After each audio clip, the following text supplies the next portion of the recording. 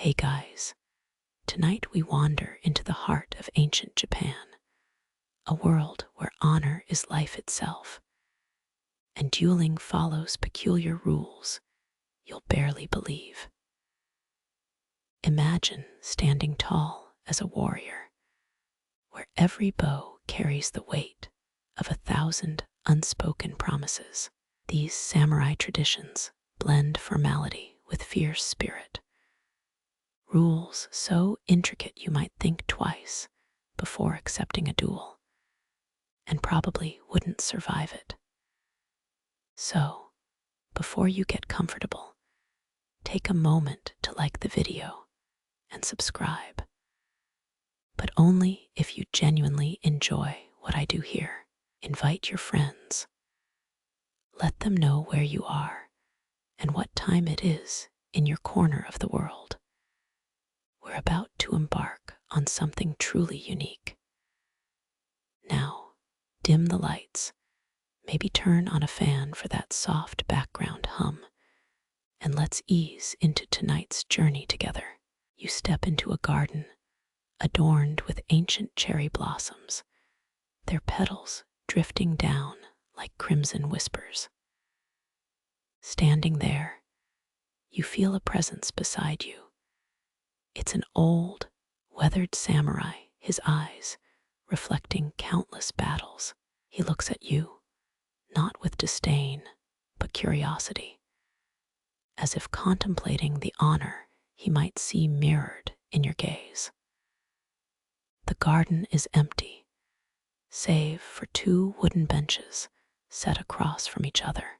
Each step you take leaves a trail in the soft, wet earth, a testament to your acceptance of this sacred custom. Japan's Edo period, during the 1600s, was a time when societal rules were intricately woven into everyday life, much like the patterns on the traditional kimonos worn by the samurai. Historians still argue whether these rules were always as rigid. As you walk, you notice there are no weapons in sight, not a single katana. In Edo, Japan, dueling rules were so embedded into society that a mere glance or a misplaced word could demand an honor duel. Yet, the actual duel itself was just a fraction of this intricate dance. First, you must understand the code of behavior expected from a true warrior. Respect was your only shield, and trust your strongest ally. You approach the samurai, whose name Katsumoto said slowly, as Katsumoto was both feared and revered in this time. He motions to a beautifully carved wooden scroll nearby. The scroll is heavy with age and ink that seems to breathe wisdom. As you unfurl it, you see the code of Bushido, written with strokes so precise. It's almost like capturing lightning in ink. A samurai's life was strictly mapped out by this code, which emphasized honor above all else, along with bravery, loyalty, and even a touch of poetry. The samurai glances up at the sky, where cherry blossoms float like 1,000 dreams. Only in Japan do seasons carry such profound significance. It's this subtle artistry in life that sets the stage for an Edo period duel. Historians still debate whether this elegance was always so deeply ingrained in samurai culture. You feel a gentle breeze, as if it's nature's own sigh, a reminder that you're here for more than mere combat. The duel's formality demands you learn the ritual of calling out a duel. It's less a shout and more a sophisticated dance of respect and honor. In the gardens, your senses heighten the rustle of leaves, the distant croak of a frog. These sounds underscore the gravity of each step you take. You've heard that duels during this period often began after a respectful and poetic exchange of intentions. Instead of a crude challenge, samurai would inscribe their challenge into a meticulously crafted letter, where each stroke of the brush would be measured for the respect and honor it conveyed. It wasn't just about the fight, but about the way it was asked for. Can you imagine writing a haiku in challenge form? It would need 17 syllables, arranged impeccably, and with just the right nuance. This poetical prelude serves to demonstrate that you've not just come to fight, but to respect the warrior you're about to face. A quick flash of modern life crosses your mind. Think of the fastest way to insult someone today. Perhaps a harsh comment or a glare. Comparing it to a duel's protocol feels like comparing a wildfire to a carefully managed flame.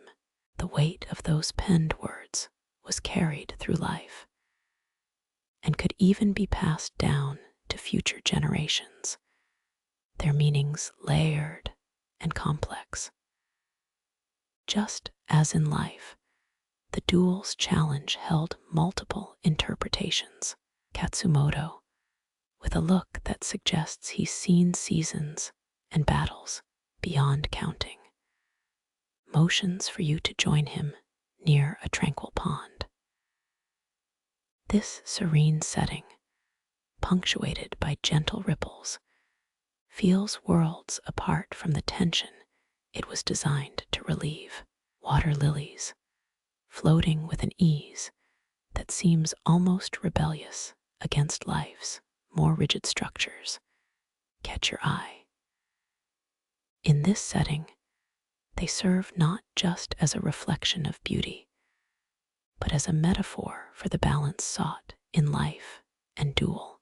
You glance back at the ancient scroll, its guidelines now part of you.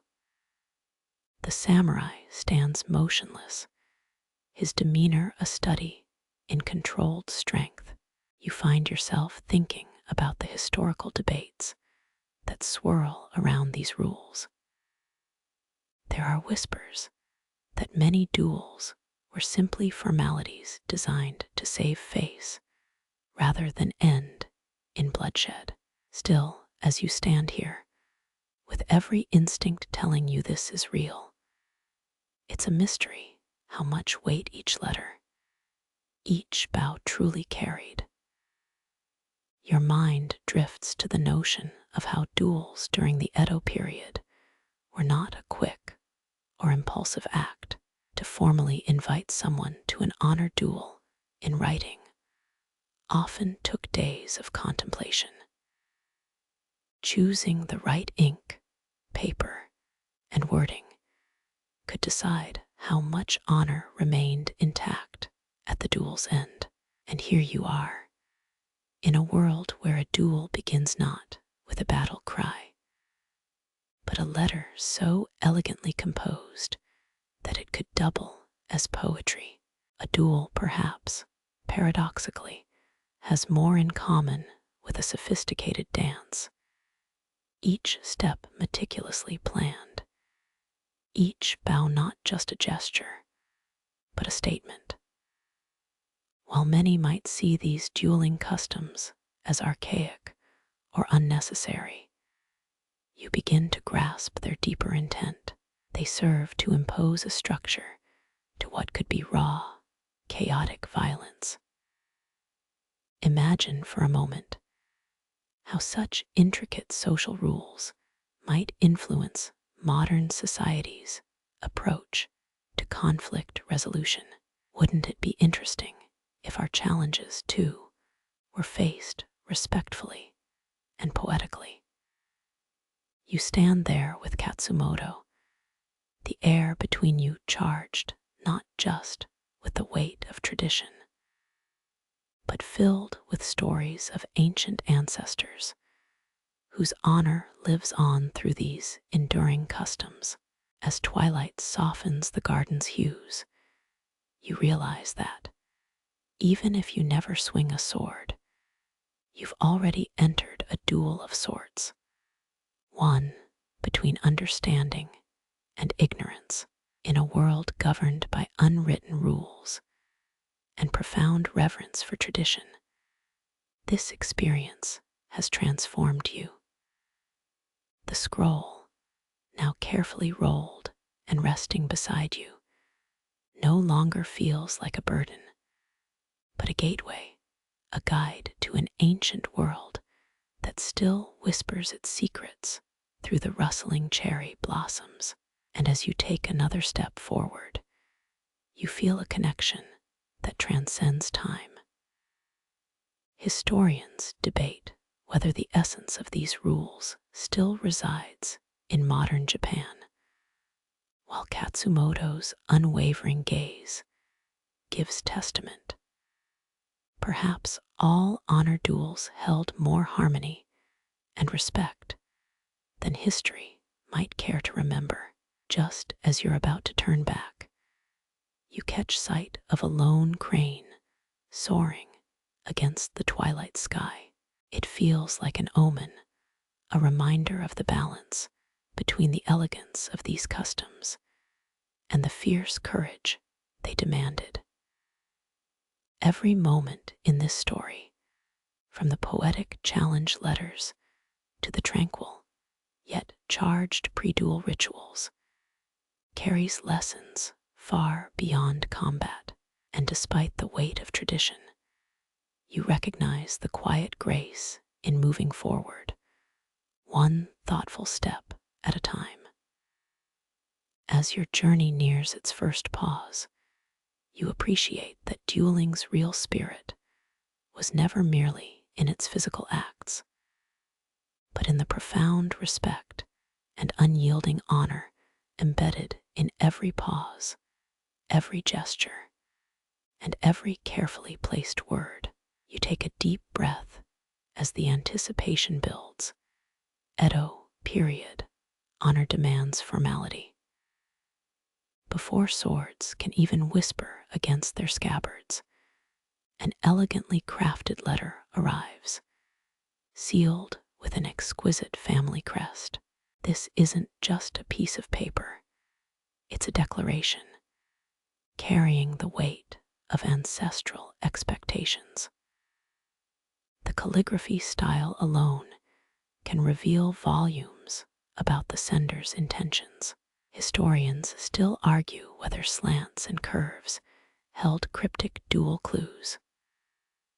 Opening it, the first thing you notice is the impeccable politeness. The formal language ensures zero misunderstanding. No emojis here, folks. The challenge is written in an intricate mix of kanji and kana, each stroke precise, and you can almost hear the pen scratching against the parchment. Imagine the sender meticulously selecting their ink stick, perhaps grinding it until the consistency matched liquid silk. Oh, the pressure. This letter demands proper respect. One misstep in interpretation, and you've got an unintended insult on your hands.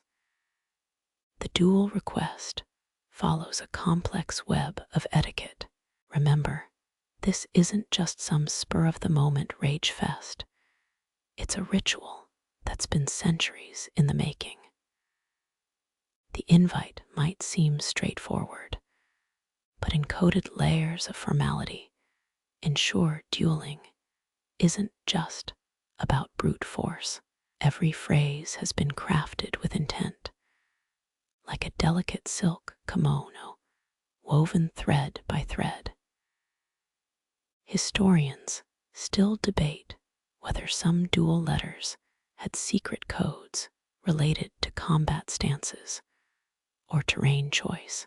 Did you know Edo period samurai had something akin to social media? Not the Instagram kind, but a network of gossip that could make or break reputations. A duel invite wasn't always about immediate confrontation. It was a statement, a proclamation carried by whispers in shadowy tea houses. Picture a master brewer subtly suggesting where to drink, while an apprentice gestures towards the duelist's favorite haunts.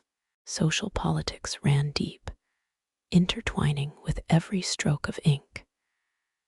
In the quiet of your home, you unfold the letter, its parchment slightly crackling. Your eye catches a phrase, "at the serene shrine of Seimei." Ah, a location. Experts think these choices carried hidden messages about one's tactical mindset. Selecting a serene shrine says more than just a preference for sacred ground. It's about the duel's tone. Whispering your disagreement in a tranquil space, that's pure theater. And let's not forget the quirky custom. Some samurai believed duels fought under certain moon phases brought them luck. Talk about setting the stage right. Now, there's the etiquette of responding. You don't just scribble a reply. You follow a strict code of acceptance rituals. Historians still argue whether the exact calligraphy slant influenced duel outcomes. Did that tiny angle in the stroke mean something subtle, like a hidden insult or veiled acceptance of impending fate? The pressure on the nib says a lot. And let's not get started on paper quality. Subtly, using a lower grade parchment, oh, that's a slap in the face in Edo, Japan. You're practically saying you couldn't be bothered to fetch the good stuff. So there you are, the letters, words settling onto your consciousness. A duel is imminent. No emojis, just weighty tradition. You ponder the etiquette. This is like an old school RSVP for Mortal Kombat. And who knew ancient Japanese duels were this complicated? You check the calendar. It's already a good moon phase. Maybe it's time to meditate on the etiquette of your reply. How ironic, all this formality to decide who gets to keep their head that day. The duel is set, and now comes the critical part.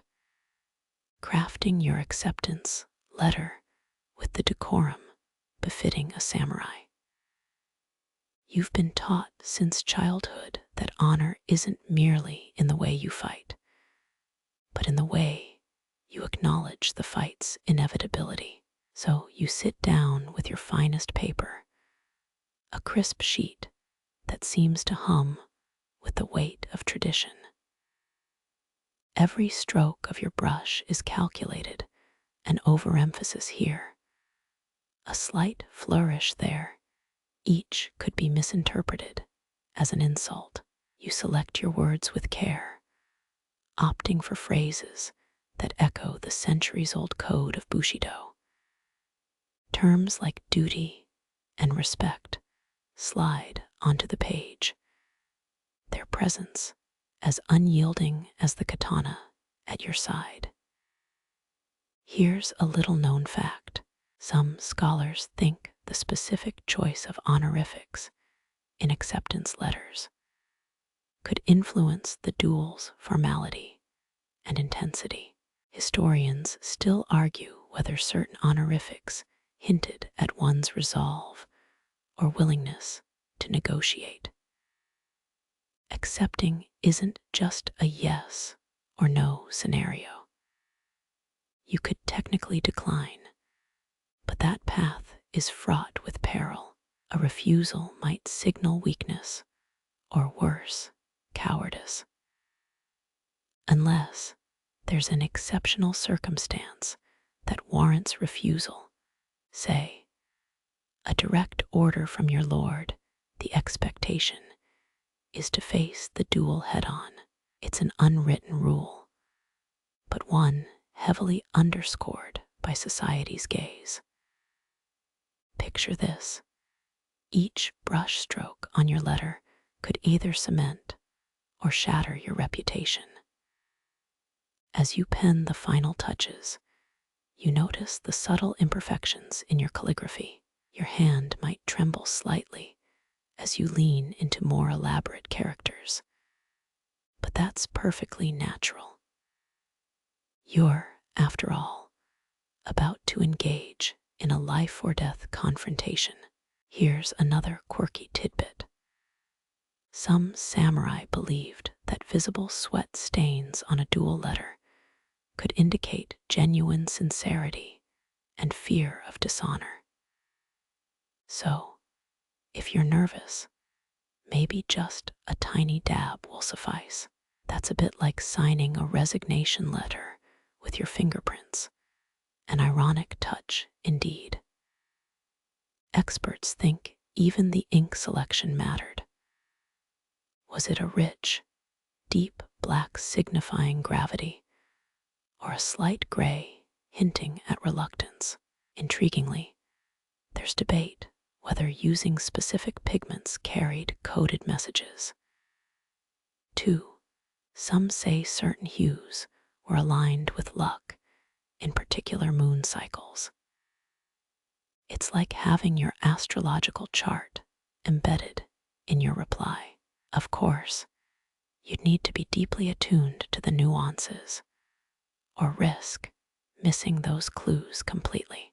Sealed with the precise press of your family crest, the letter now becomes an extension of who you are, the final piece of a meticulously choreographed prelude.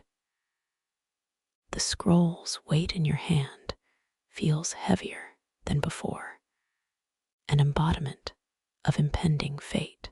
You stand, take a breath, and step out into the crisp morning air. The letter finds its way to the duelist's hands through ritualistic intermediation that includes bowing and precise steps. No mailman here, each transmission maintains the honor's gravity. You walk through your neighborhood, feeling the eyes of society watching. Every sidelong glance or polite nod from passersby seems to echo the duel's weight, as if the very air is holding its breath, awaiting the ritual about to unfold.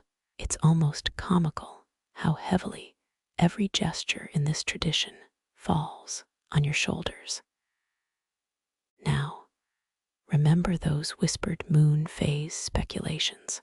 Some stories even suggested that duels scheduled under full moons would have more divine favor bestowed upon them. A full moon adds celestial drama to the mix, you think, with a wry smile. Once back home, you set about preparing not just your body, but your mind. A quick meditation might not seem like much, but centering yourself now aligns you with that fine balance between ferocity and formality. Did you know that some samurai practiced pre-duel meditation sessions in gardens, believing natural energies would fortify their spirits? A touch of ancient feng shui to set the mood, quite literally. Now your house grows silent, but it's not just your silence, it's the silence of your lineage, whispering through generations. You feel it wrap around you, a cloak of tradition. It's comforting and heavy, a paradox that fuels your resolve. This isn't just about you.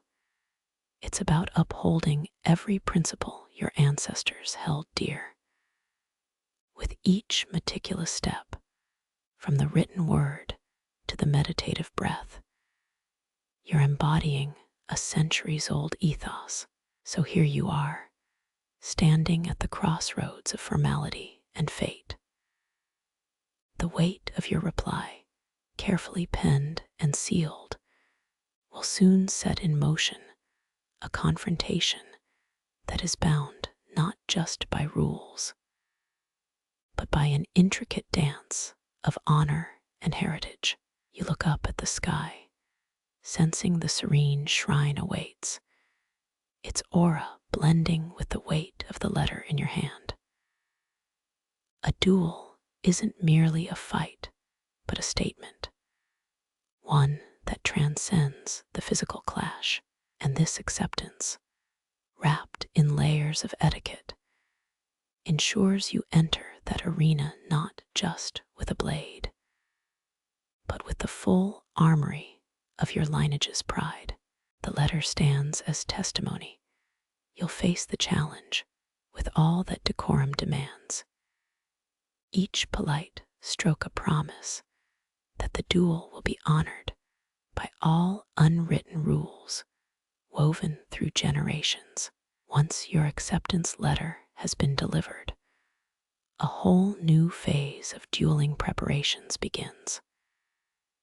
You turn your attention to a decision as significant as the duel itself, the selection of your katana. This isn't just about choosing a weapon, it's about selecting a partner for a dance that balances life and death. You've inherited several blades from your forefathers. Each katana has its own story. Each is a repository of skill, legacy, and spirit. You feel an almost tangible connection as you examine them, your fingertips gliding over the polished steel and intricate hilts.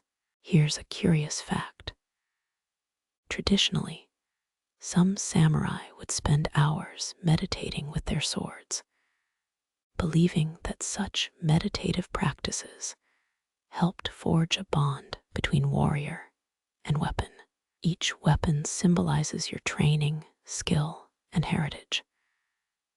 There's tsukikage, the moon shadow given to your family by a distant lord for an act of bravery. It's a blade that whispers of elegance and precision. Perhaps there's Datingu, the sky demon wielded by your great-grandfather. It's known for its unwavering sharpness and formidable heft. The weight of history is thick as you consider these options. You remember hearing tales about samurai who named their swords.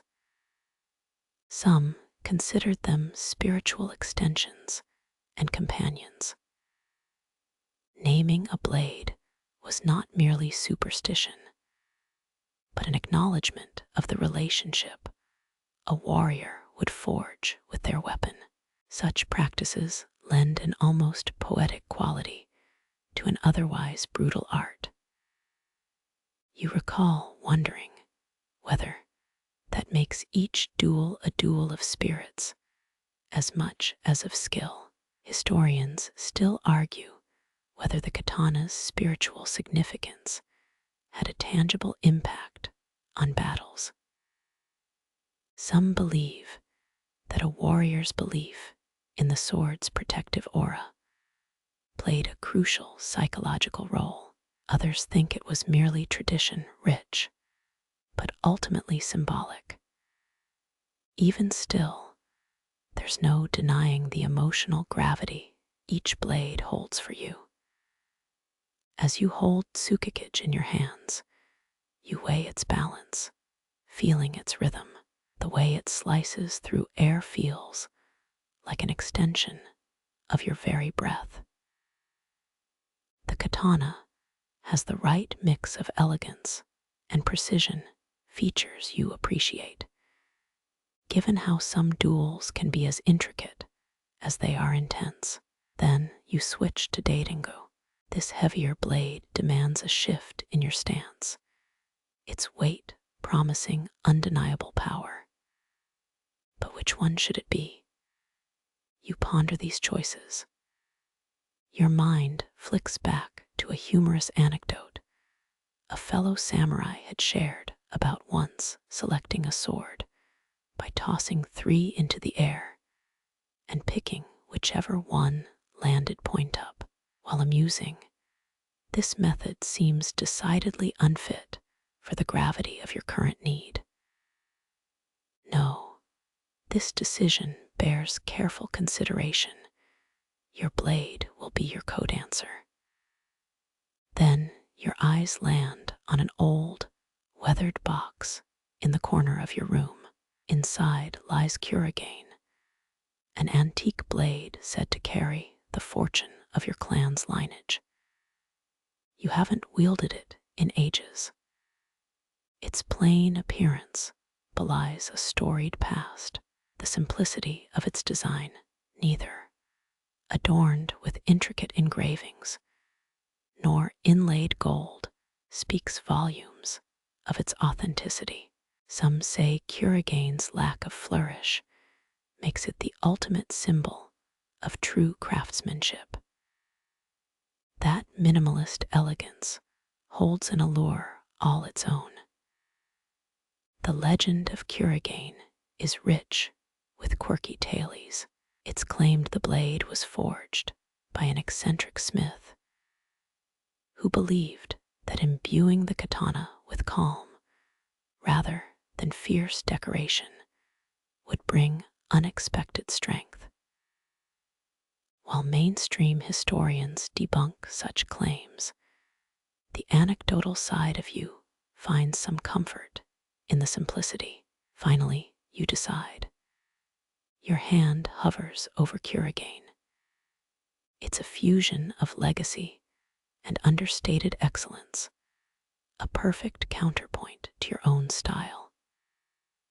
You've read somewhere that duels sometimes turned into exhibitions of a warrior's character, almost as much as they tested their fighting prowess. With Kurogane in hand, you're ready. Armed with more than just steel, you feel the duality of honor and strategy melding together. Your blade has been chosen. The duel steps into sharper focus. Each brushstroke of your acceptance, each careful consideration of your weapon, layers the narrative of tradition you're about to uphold. As you fasten the katana to your obi, you can't help but feel that this is where the dance truly begins. Walking from your home, the blade feels surprisingly balanced against your form. Its weight is evenly distributed, as if whispering of battles past and future. Your duel awaits, but with traditions upheld and the right partner in hand, the air feels lighter. Ready to step into the arena, you sense this katana was meant for this very moment. Time to weave a dance defined by centuries of unwritten dueling grace. You step into the bright morning light, feeling the energy of Kurogane resonate against your obi. The duel might be about combat, but the setting holds almost as much significance, especially in a culture that values harmony between nature and human actions. Today, the location isn't just a backdrop, it's another silent partner in this dance. Elegantly crafted rules govern duel locations. Samurai duels are rarely held in bustling urban centers. No, the tranquility of nature often becomes the theater for these life and death dramas. Imagine standing in a serene, secluded grove. The rustle of leaves and the scent of pine infuse the air, creating a sacred space. Here's a curious fact. Even the most mundane duel locations often had sacred undertones in ancient Japan. Some believe that fighting amid such beauty might have calmed the warrior's spirits, creating a meditative battle state. Choosing the right location is critical. It requires considering factors that blend practical necessity with symbolic importance. Elevated grounds are typically avoided, favoring flat, unobstructed areas. This balance isn't merely about fair footing, it's about aligning with the balance of the universe. Historians still argue whether these carefully chosen locations held strategic military advantages, or if they were solely about tradition. Many lean towards the former, believing that subtle terrain advantages often swayed duels. But remember the ancient tales about duels on moonlit nights.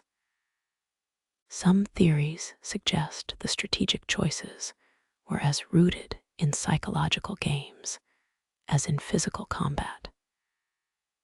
Your duel isn't an exception.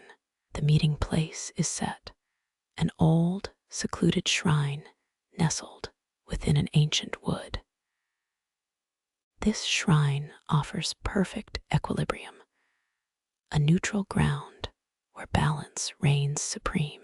As you step onto the path leading there, notice the way your footsteps meld with the silence around you.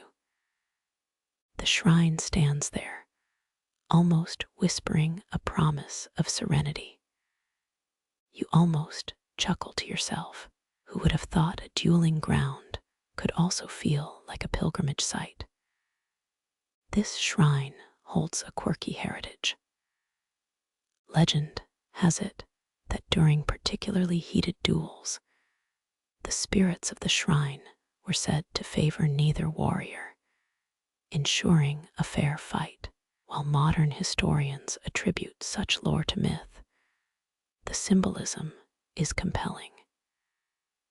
It's as if the universe itself, a blend of spirituality and nature, demands fairness in these sacred contests.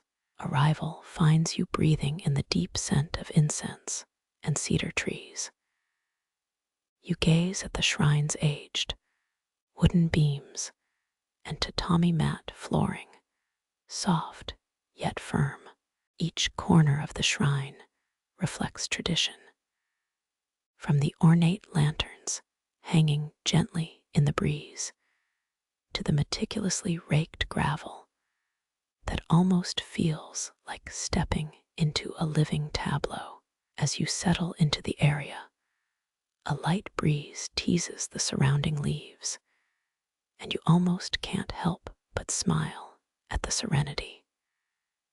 You think back to another duel in a more modern location. Some duels were reportedly held in the quiet corners of urban castles, their stone walls echoing with the duel's tension. But there's something about a secluded shrine that elevates the duel to an almost ritualistic status. And finally, this serene battleground, neutral and fair, becomes your arena. Every part of it, from the carefully arranged gravel to the whispering leaves, feels like nature's own nod of approval. You stretch, feeling the combined weight of anticipation, honor, and readiness. Today, with nature as your witness, you're ready to uphold the duel's legacy, an intricate ballet of balance and bravery. You stretch your limbs, feeling the combined weight of anticipation, honor, and readiness. Today, with nature as your witness, you're ready to uphold the duel's legacy. It's here that the gravity of selecting unbiased observers first emerges. Witnesses are the silent guardians of your contest. Without them, honor can twist and bend a rumor in the wind. When choosing those to observe the duel, samurai follow strict protocols. Trust, integrity, and neutrality reign supreme. These are no mere spectators, they are arbiters of fairness. Imagine a duel where a friend or a family rival steps into witness duty. Such biases could skew the duel's narrative. No, you need individuals whose reputations for fairness are undeniable. In ancient Japan, even the most revered monks or clan elders were often called upon. Their presence symbolized impartiality, reinforcing the duel's sacred nature. Sometimes, the most unexpected characters found their way into these roles. One quirky legend tells of a dueling match where a passing merchant, astonishingly, was chosen to be the arbiter. His neutrality was assured by his lack of ties to either warrior. Historians still muse about the absurdity of such occurrences. Was it sheer necessity or a touch of fateful whimsy?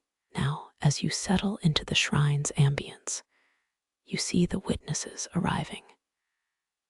Their demeanor is serious, respectful. Their reputations are known, built over years of unwavering conduct. This scene, though serene, contains its own tension, an unspoken promise of truth amidst the clash of katanas.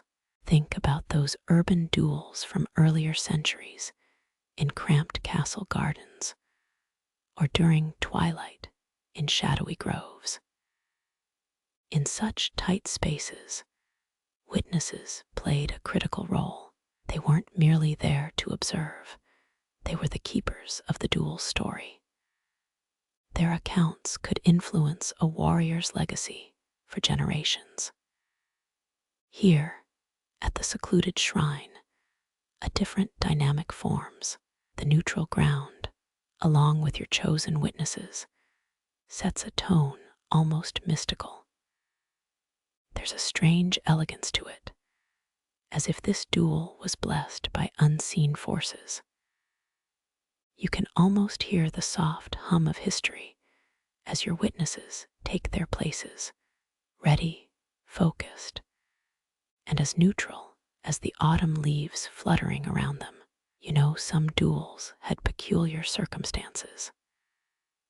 In one instance, an official was chosen despite being nearly blind. He had such an impeccable sense of honor that his mere presence assured fairness. Historians argue whether his choice was genius or absurd, but that's the nature of tradition. The unusual often finds its way into the annals of the bizarre. Glance around now. The chosen witnesses stand still, their presence turning the serene shrine into a theater of expectation. A light wind swirls the dust between them, each grain suspended in the gravity of the moment. Their eyes meet yours, and you know that with each gaze, a pact is drawn, an oath to uphold the sacred essence of this encounter. In this secluded sanctuary, even the witness's presence feels like part of an elaborate dance. The ancient wood, the shrine's calm aura, and the witnesses merge to form something greater than any single element. It's not just a duel, it's a living piece of culture, where each actor, down to the silent observers, plays a pivotal part. You notice the sunlight beginning to wane slightly. The duel's moment draws closer. Your breath syncs with the gentle rustling leaves as you prepare to greet each witness. Bows are exchanged, a silent pact renewed with each movement. There's a certain poetry to this formality, a rhythm aligning honor with inevitability. With everything in place, the shrine's very air feels charged, a hum of unspoken commitment. Here within these wooden walls and sacred grounds, the duel isn't just about swords and skills. It's about preserving a legacy, maintaining a culture, and embracing an inevitable journey toward either victory or honorable defeat. All eyes are on you, yet there's tranquility in the knowing. Today, in this secluded sanctuary, the very essence of a samurai's honor will be observed, remembered, and upheld. The final minutes stretch, and you take a deep breath, feeling the combined weight of expectation, history, and duty. You glance once more at each witness, a quiet understanding passing between you all, and step forward to greet the unfolding moment. The silence is pregnant with potential, the air thick with unseen energies. This is no ordinary duel. This is a carefully orchestrated ballet, a story painted with tradition and unwavering, timeless honor. You stand ready, the echoes of history and the presence of your witnesses framing the path ahead. You breathe deeply, letting the serenity of the shrine seep into your being. As you feel the calm, the dual solemnity wraps around you like a familiar robe. In Edo period Japan, warriors always find a moment to center themselves before conflict. That period of stillness, a brief but crucial window of inner focus. Just before the duel ignites, there's a tradition not often spoken of, one that channels ancient beliefs for modern battles. Remember, the samurai weren't just warriors, they were also poets, philosophers wrapped in steel. They'd spend hours perfecting the art of tranquility. Before a duel, you might find a samurai practicing meditation under a cherry blossom tree, perhaps even sitting on a cold stone step with eyes closed and fingers entwined. These practices weren't just for peace, they honed focus, steadying nerves about to face deadly confrontations. Picture yourself now, surrounded by the shrine's ethereal silence. You close your eyes, letting your mind drift through gentle mental landscapes. Each breath deepens, synchronizing with the shrine's ambient pulse. In this realm, a duel isn't merely a physical battle, but a struggle for inner harmony. You take one more breath, inhaling rich, earthy aromas mixing with the faint scent of incense. Your pulse slows, rhythm aligning with the heartbeat of ancient warriors who trod these same grounds. In one corner, you notice an old stone lantern standing serenely. It's said that warriors used to place their hands on such lanterns, absorbing their cool touch before stepping forward to meet their fate. Historians still argue whether this served a practical purpose or if it was simply a symbolic grounding. But as your fingers brush against the lantern, you feel a shiver, a connection that transcends time. Some traditions defy logic, yet their presence lingers in the collective psyche. In the Edo period, duels weren't just individual contests, they rippled through the larger fabric of society. The witnesses' accounts often became part of regional chronicles, passed down through generations. An honorable duel was worth boasting about for decades, but the road to honor has its peculiar tales. Some whispered about warriors who'd meditate on the idea of facing off against their worst fears rather than their opponents. A duel with one's own psyche, now that's a thought. Your thoughts drift back as you stand amid your witnesses, each one poised with unwavering eyes. You see the calm on their faces, a mirror of the tranquility settling within you. There's an almost humorous anecdote among samurai records.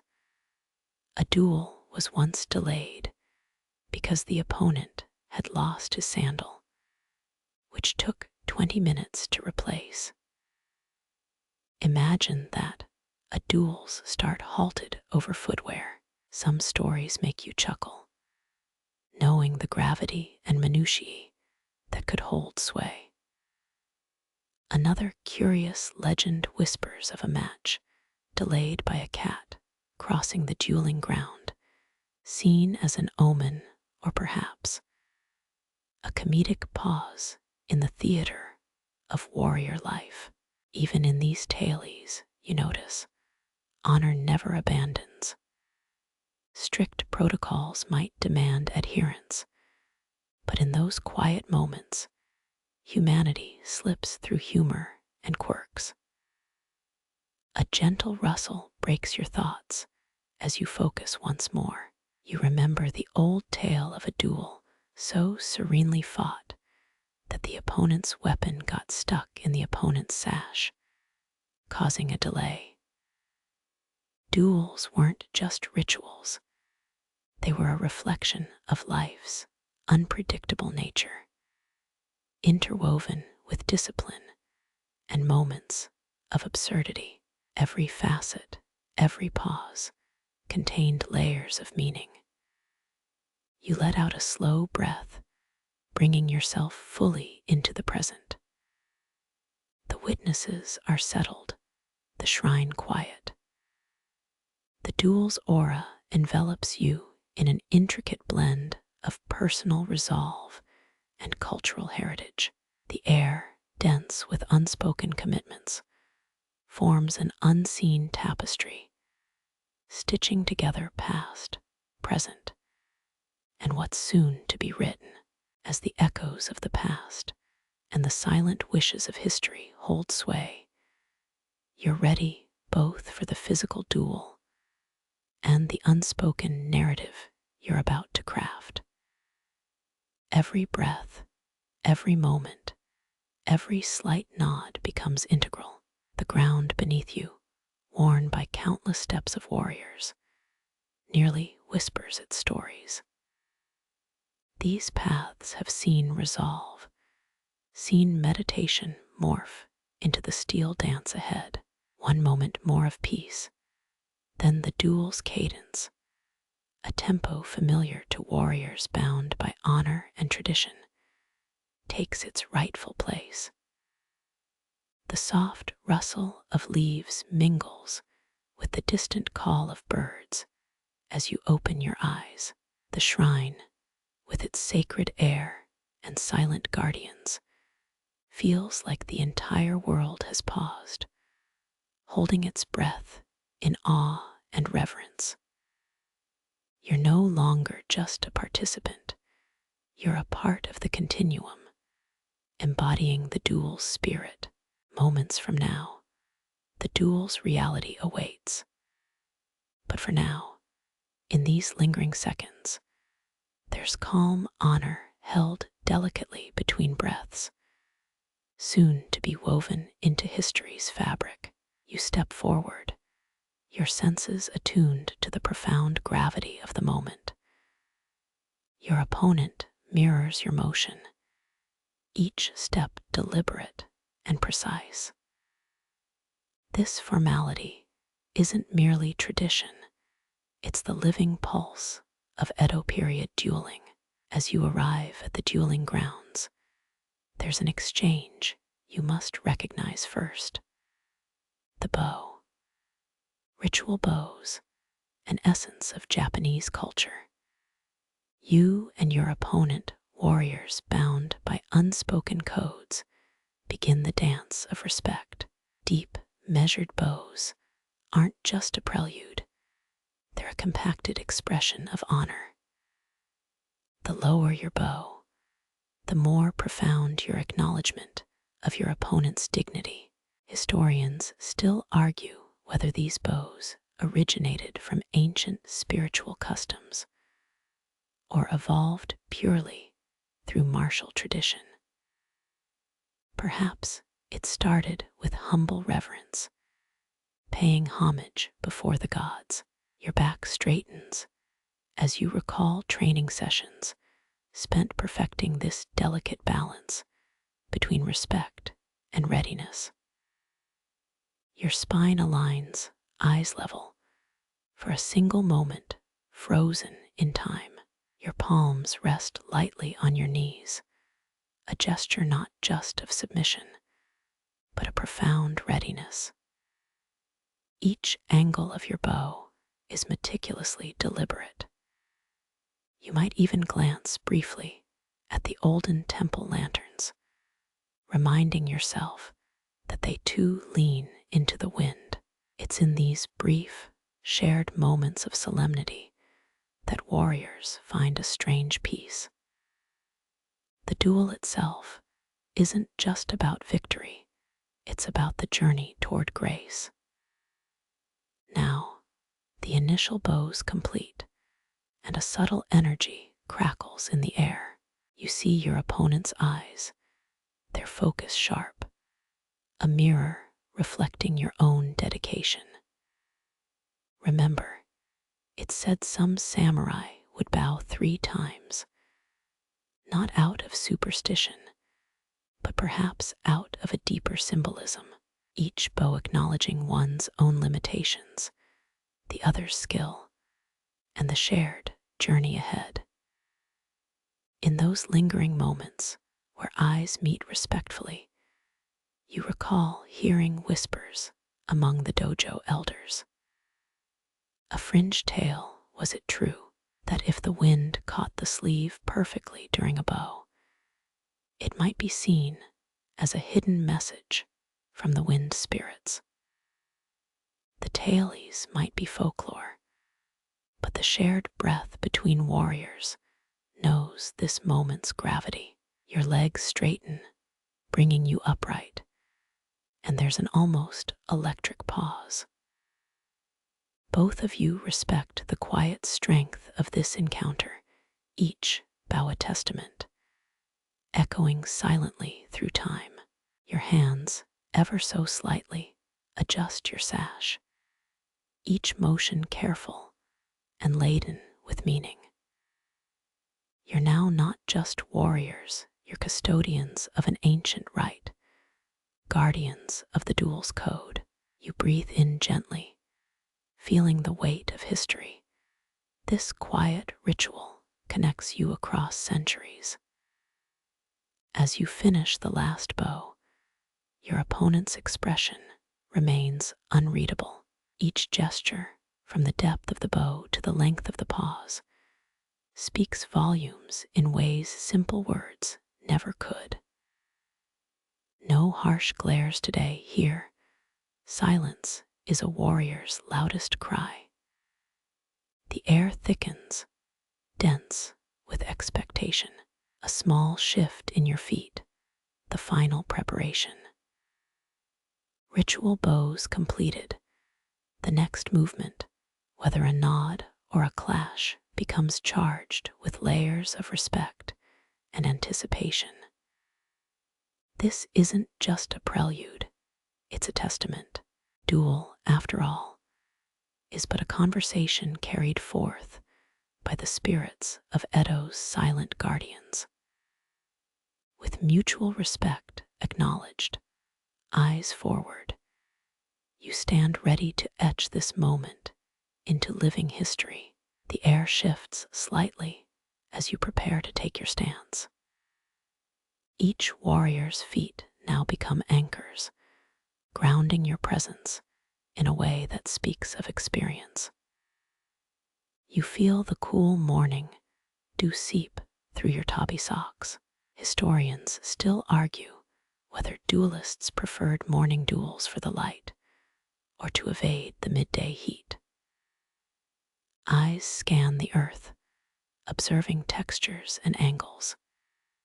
You plant one foot firmly, rolling your weight back and forth, testing grip, stability. Finding the perfect balance point is crucial.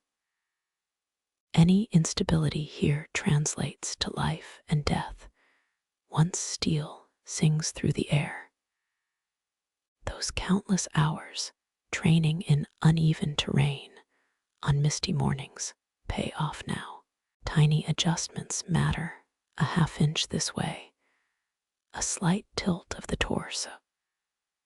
Each shift a calibration toward equilibrium. Your opponent mirrors you, their shoes lightly kicking up dust with each minuscule move. It's as if the very ground beneath you holds secrets. Some legends say ancient samurai felt earth vibrations, helping them predict the enemy's steps. Though scientists remain skeptical. Your stance finally set. You take a breath, feeling your legs solidify into pillars. The earth feels firm and cooperative beneath you. You remember a dojo master's joke about dueling on soft grass, leading to overconfident tumbles. There's always that touch of humor to lighten nerves, but beyond jest, there's truth. Proper footing isn't just about support, it's a conduit for agility. You envision sliding, turning, evading movements dictated by ground contact. Your posture shifts ever so subtly. Weight evenly distributed, knees slightly bent, like coiled springs ready to explode into action if needed. Meanwhile, your opponent stands with the calm of a mountain, their stillness only betrayed by eyes scanning your legs briefly. They too know the significance, for it said some samurai would sprinkle sand around their feet to enhance grip before historical duels. Whether fact or myth, the principle holds a tactical beauty. With both warriors anchored, new silence fills the space. You feel the moment's depth, a suspended reality where the next clash isn't merely physical, but an extension of this rooted, grounded connection to the land. Every blade of grass, each pebble underfoot, now partakes in this dance of heritage. A warrior's grounding becomes their invisible ally, a testament to harmony between human and earth. This isn't only about finding a place to stand. It's about becoming part of the space, embodying the gravity and stability of the duel.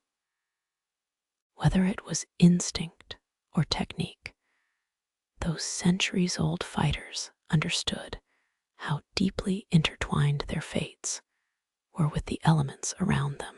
With your body planted firmly, every muscle coiled, and mind sharpened, you know that this silent preparation may be as defining as any strike that follows. And there, balanced like sculptures carved from nature's own stone, the duel awaits its wordless cue.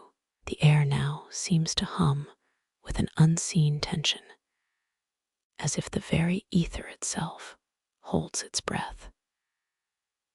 Ritual moments weave their magic as you and your opponent prepare to invoke a deeper power. Historians still argue whether this moment, filled with silence, has ever altered outcomes, but tradition holds firm. You straighten, closing your eyes, seeking not just to summon strength, but to listen. Beneath the surface of morning's waking world, a quiet hum vibrates, the whispers of ancestors. Modern historians often overlook how deeply ingrained spiritual connection was in samurai life, with even the most hardened warriors finding solace in ritual. They might say a mental prayer, focusing inward, asking their lineage for guidance and fortune. In whispers too soft for any ears but your own, you give voice to this ancient thread. Your hands, now steady, rise fractionally from your sides, not raised in supplication, but recognition. Some believe duels served not just martial tests, but spiritual connections, a chance to commune directly with the ether through peril. It's a thought that warms the resolve in your core and adds a certain comfort to the otherwise tense scene. You might sense, rather than hear, a similar shift from your opponent, an acknowledgement that beyond footwork and steel, this dance requires blessings from realms unseen. Such shared stillness, while charged with anticipation, speaks volumes. It said some samurai would even place a single bead between their lips to signal readiness, though now nothing but the slightest nod suffices. Then, as breath flows inward, there's an unspoken agreement. Whether you imagine the ancestors nodding back or not, the calm is infectious. One foot presses the earth's subtle unevenness, while the opposite hand hovers lightly by your waist, ready for combat, but steeped in ceremony. Even in rivalry, here lies a moment of mutual respect, a shared understanding that whatever comes next, both bodies and souls are equally engaged. This prayerful stance feels timeless. You can sense the centuries blending. The weight of history presses against this very moment. Some fringe historians argue that ancient rituals included more complex spirit invocations, possibly even invoking deities of wind or lightning. While intriguing, one might chuckle inwardly. How exactly would modern science measure such claims? But even the quietest chuckle feels out of place here. This is no jesting matter. As your breath stills, your heartbeat finds a rhythm synchronized with the earth beneath you and the warrior across from you. With eyes still closed, you visualize sliding into harmony, a balance that extends beyond physical poise to an ethereal convergence with the battle spirit. Finally, you exhale soft, and even allowing the remaining tension to drift away. A curious fact, seldom mentioned, but quite telling. Samurai were known to incorporate breathing techniques similar to meditation here, claiming it sharpened their focus. As you lower your hands, palms facing out in subtle readiness, you feel grounded once more. Your eyes snap open, pupils pinpoint, mind clear. The world sharpens into focus, ready to spring into action at the faintest signal. Both of you breathe the same air, share the same ground, invoke the same ancestral blessings. As you square your stance, the moment feels inevitable. The spiritual and physical merge so completely, there's an almost serene acceptance. Is it fate, training, or both? You're about to find out. In this suspended instant, where past overlaps present, you feel the last tendrils of ritual slip away. The world shifts from preparation to engagement, leaving spiritual invocations behind as steel demands attention. And you're ready.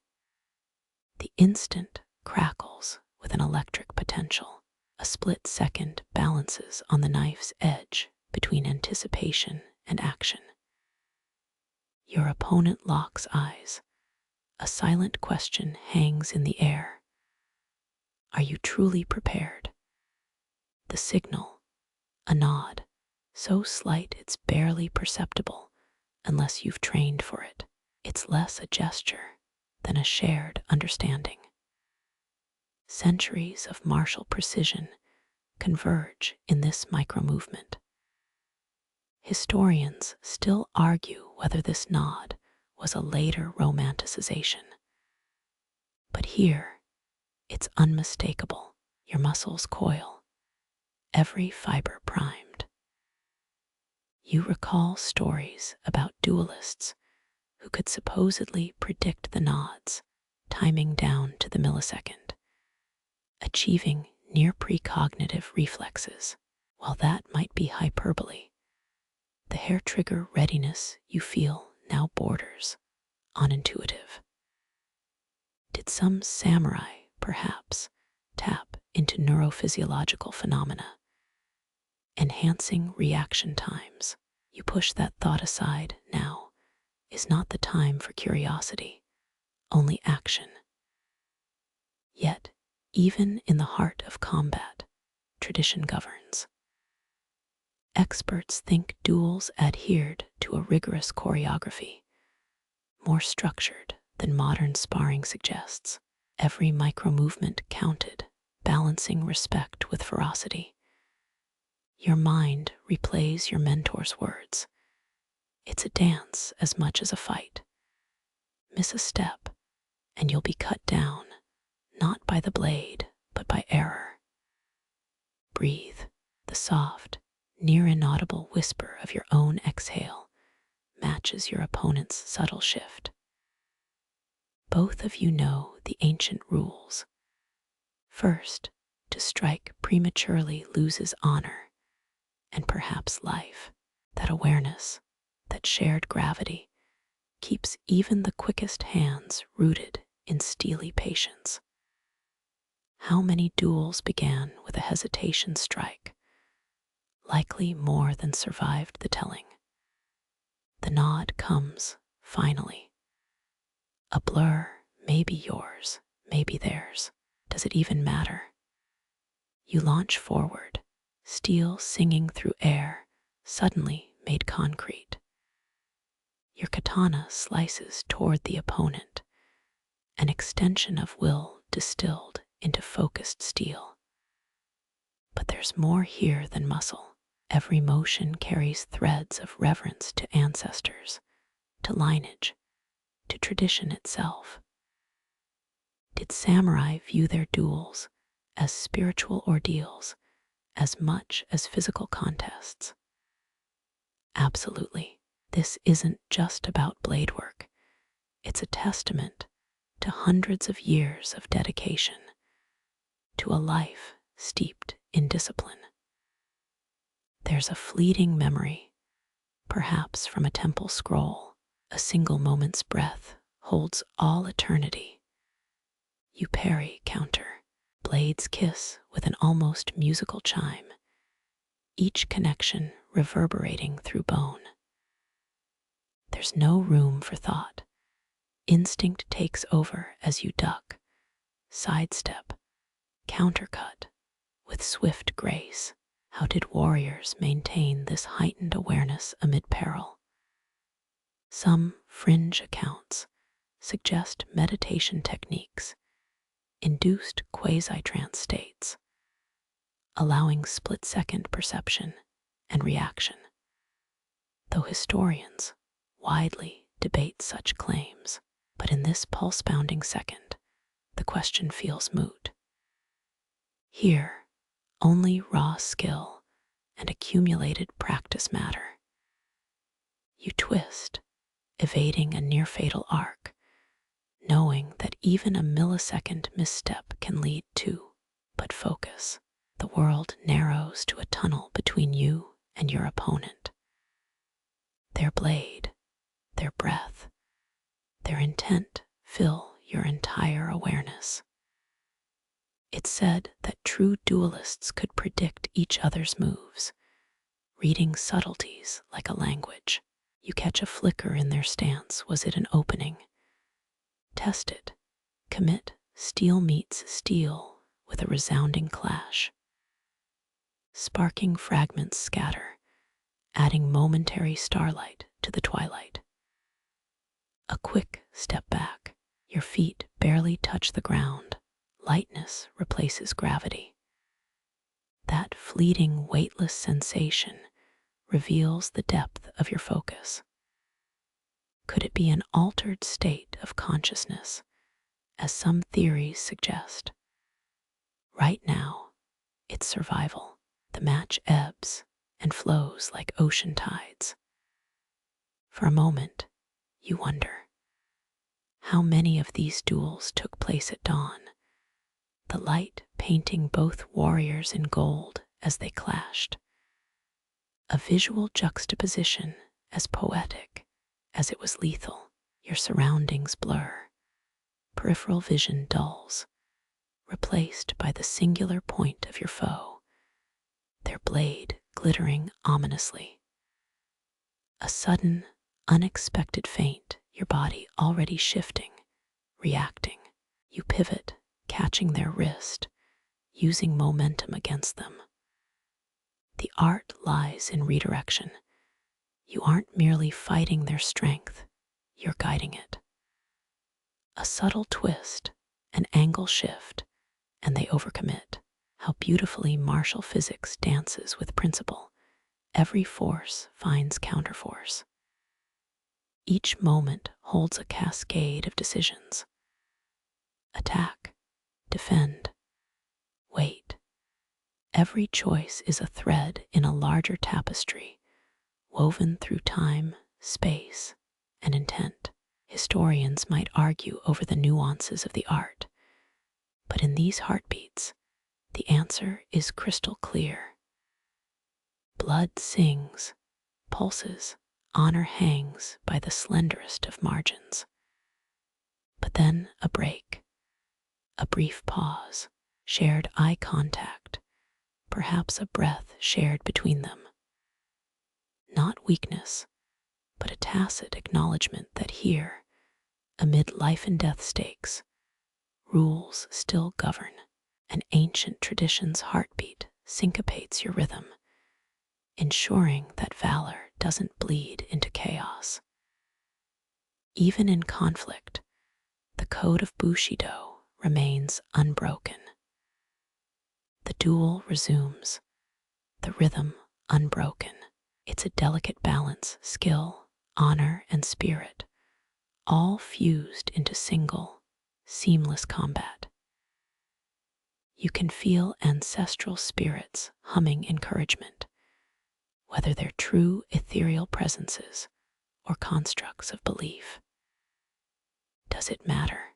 In this suspended reality, they guide every motion as surely as any physical training. One final lunge. Your blade meets only air as your opponent steps aside. A swift maneuver. Did they see the strike coming? Or were they relying on instinct honed through countless hours of practice? The question flickers and dies. What matters is the counter. You pivot, channeling every lesson, every hardship, every ritual into this decisive moment. Steel sings against steel, but then unexpected, A sudden, overwhelming pressure crashes through the moment, as if the collective weight of each second, each strike, has finally come to rest upon you. To buckle now would be dishonor, yet to withstand requires tapping into reserves you never knew you had. A memory from elder teachings returns. When the spirit falters, let the body persist, and honor will find its way. In this liminal space between collapse and triumph, your footing shifts. The ground beneath feels like hallowed earth, centuries of warriors etched into its fibers. It seems to pulse with energy, feeding resolve to those who respect its gravity. And you do. Each step, each strike is planted with the roots of the past, finding sustenance in the soil of tradition. Perhaps a poetic way to describe how deep training becomes second nature. Even as your muscles scream, your breath comes ragged. The duel holds a rhythm like a heartbeat, steady, relentless. There's a curious anecdote, a quirky fringe theory. Duels once included silent counting during the match, a mental mantra to maintain focus and rhythm.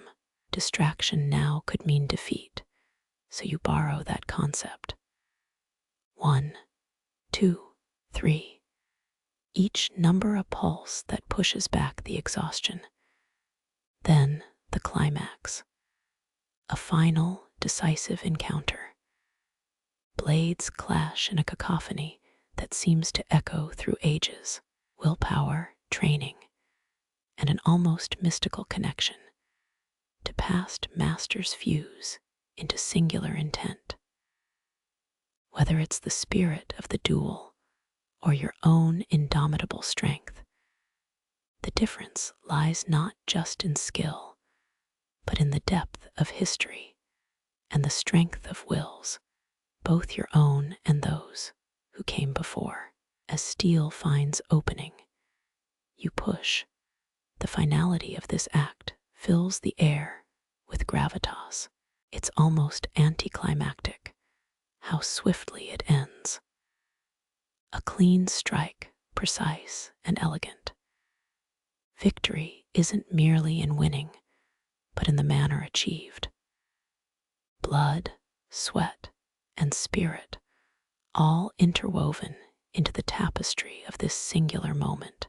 Your opponent bows, a deep gesture of respect amid the heat of exertion.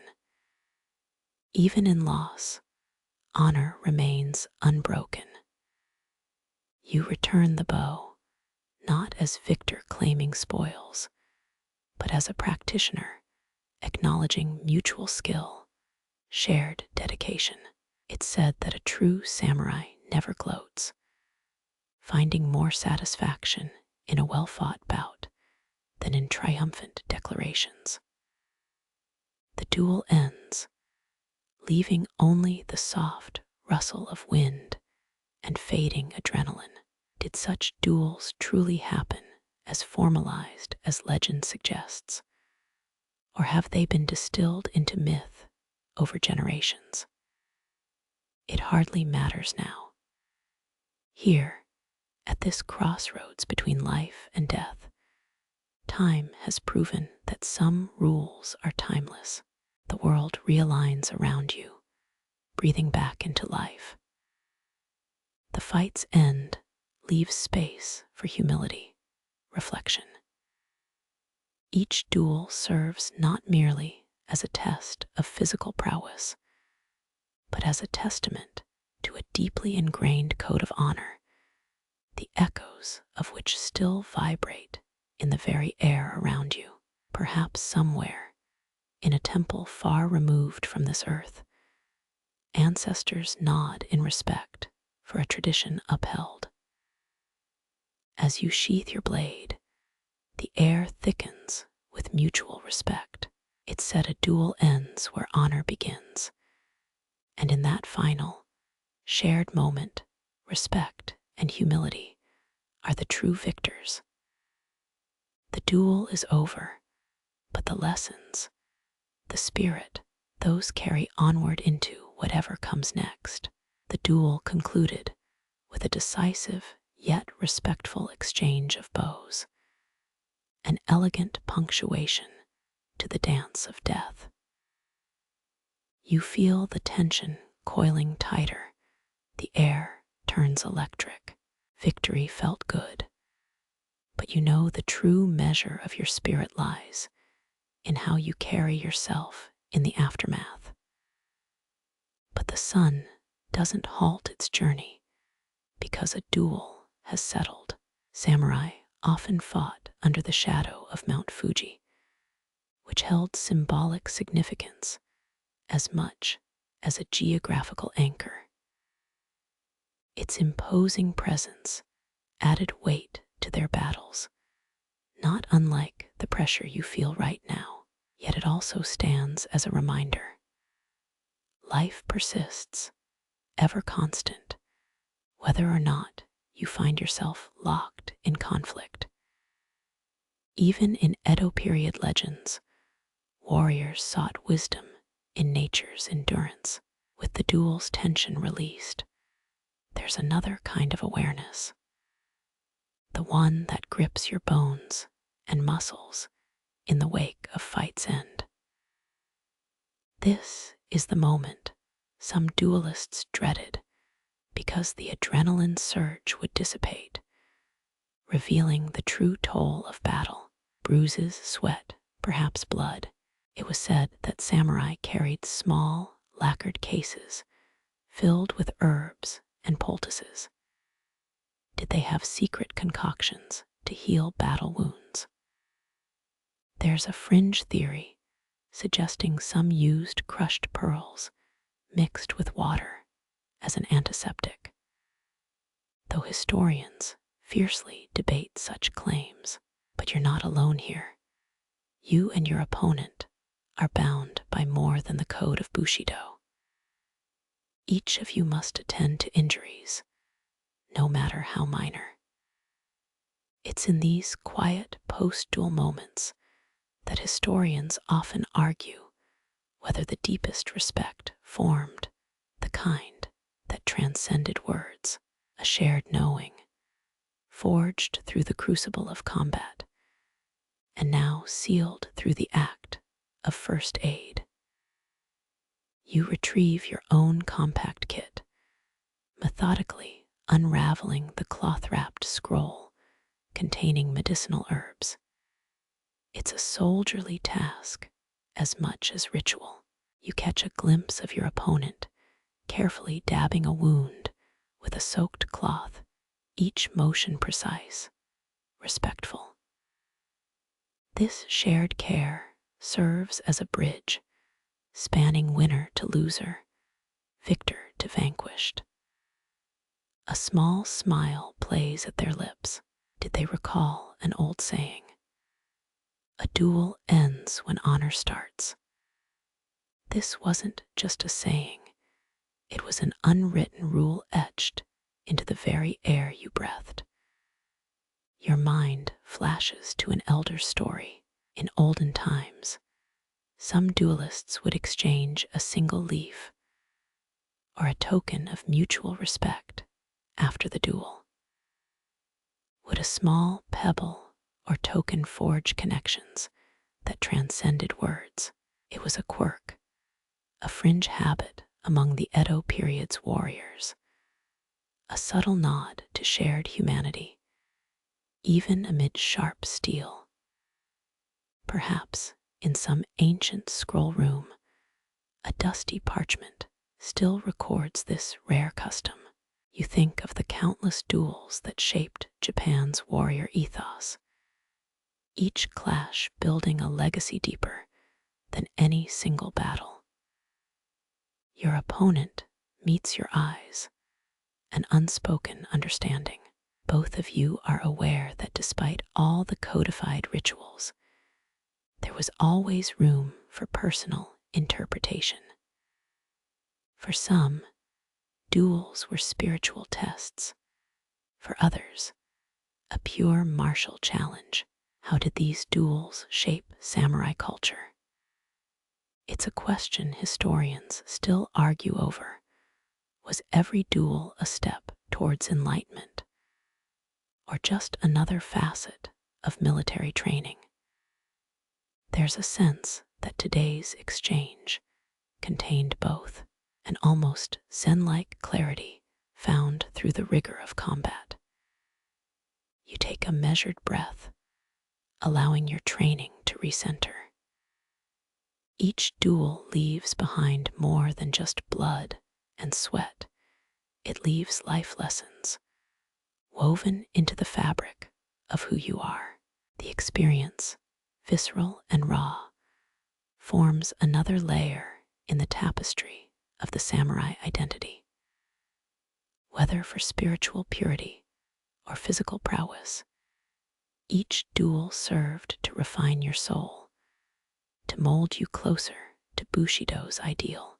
The duel, with its mix of life and death stakes and intricate formality, leaves an indelible mark on your psyche. Such contests weren't just physical, but existential tests.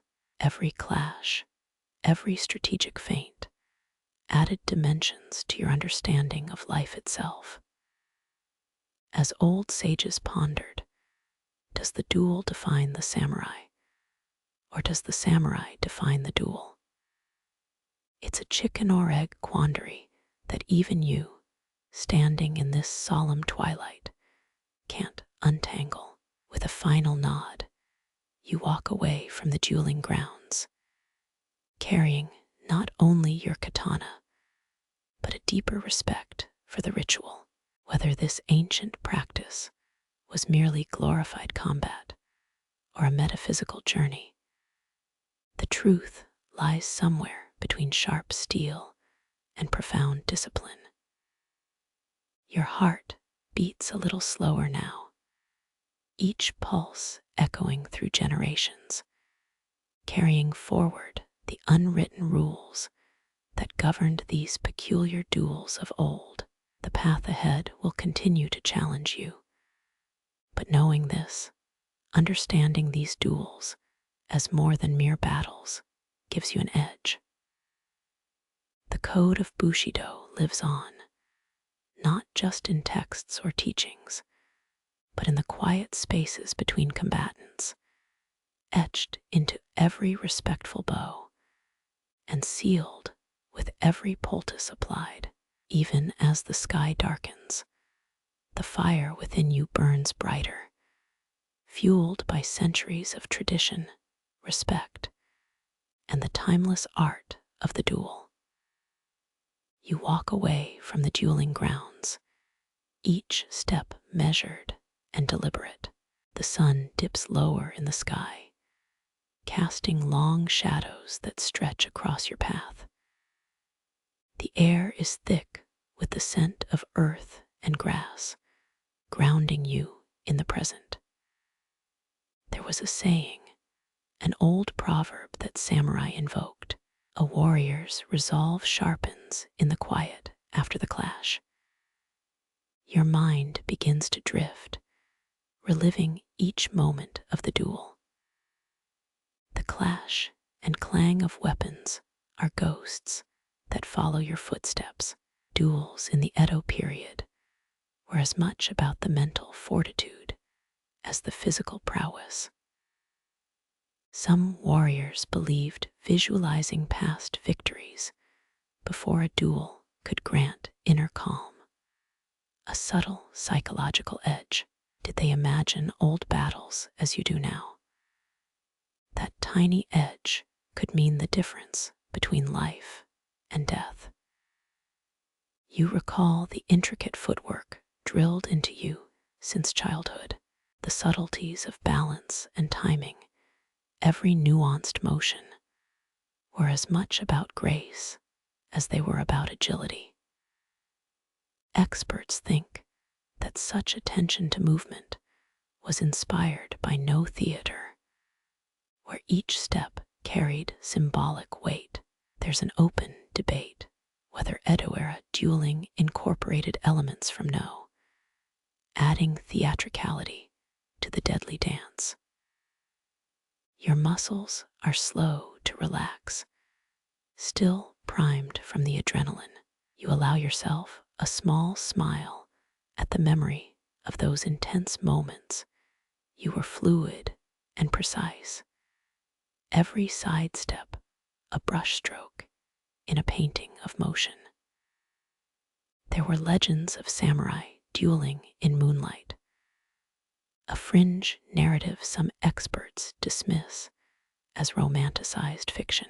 Still, isn't there something poetic about blades flashing in silvered light? You stretch, feeling the weight of history in your limbs. Was today's duel just another skirmish, or a step towards a deeper understanding of yourself? Samurai often sought guidance through meditation. In those quiet moments, clarity became second nature. They believed finding stillness in chaos was a vital skill. Could every clash bring you closer to that serenity? The path winds through the forest, each rustling leaf offering a whispered reminder of the duel's teachings. You recall a particular technique, one that required impeccable timing. Some said it was derived from ancient hunting tactics, where splitting second precision meant survival. There's no clear evidence for this, but it's one of those quirky stories that enrich the lore of the samurai. Historians still argue whether hunting was a primary inspiration for these techniques. You pause, reaching a clearing that offers a broad view of the landscape. The light filters through the trees, creating a canopy of gold and green. There's a story about two rivals, equally matched, who dueled for 17 full hours, neither gaining a clear advantage. When the sun set, they called it a draw, earning mutual respect. Could a single duel stretch time itself, altering the very course of each combatant's life? You lean against a tree, contemplating.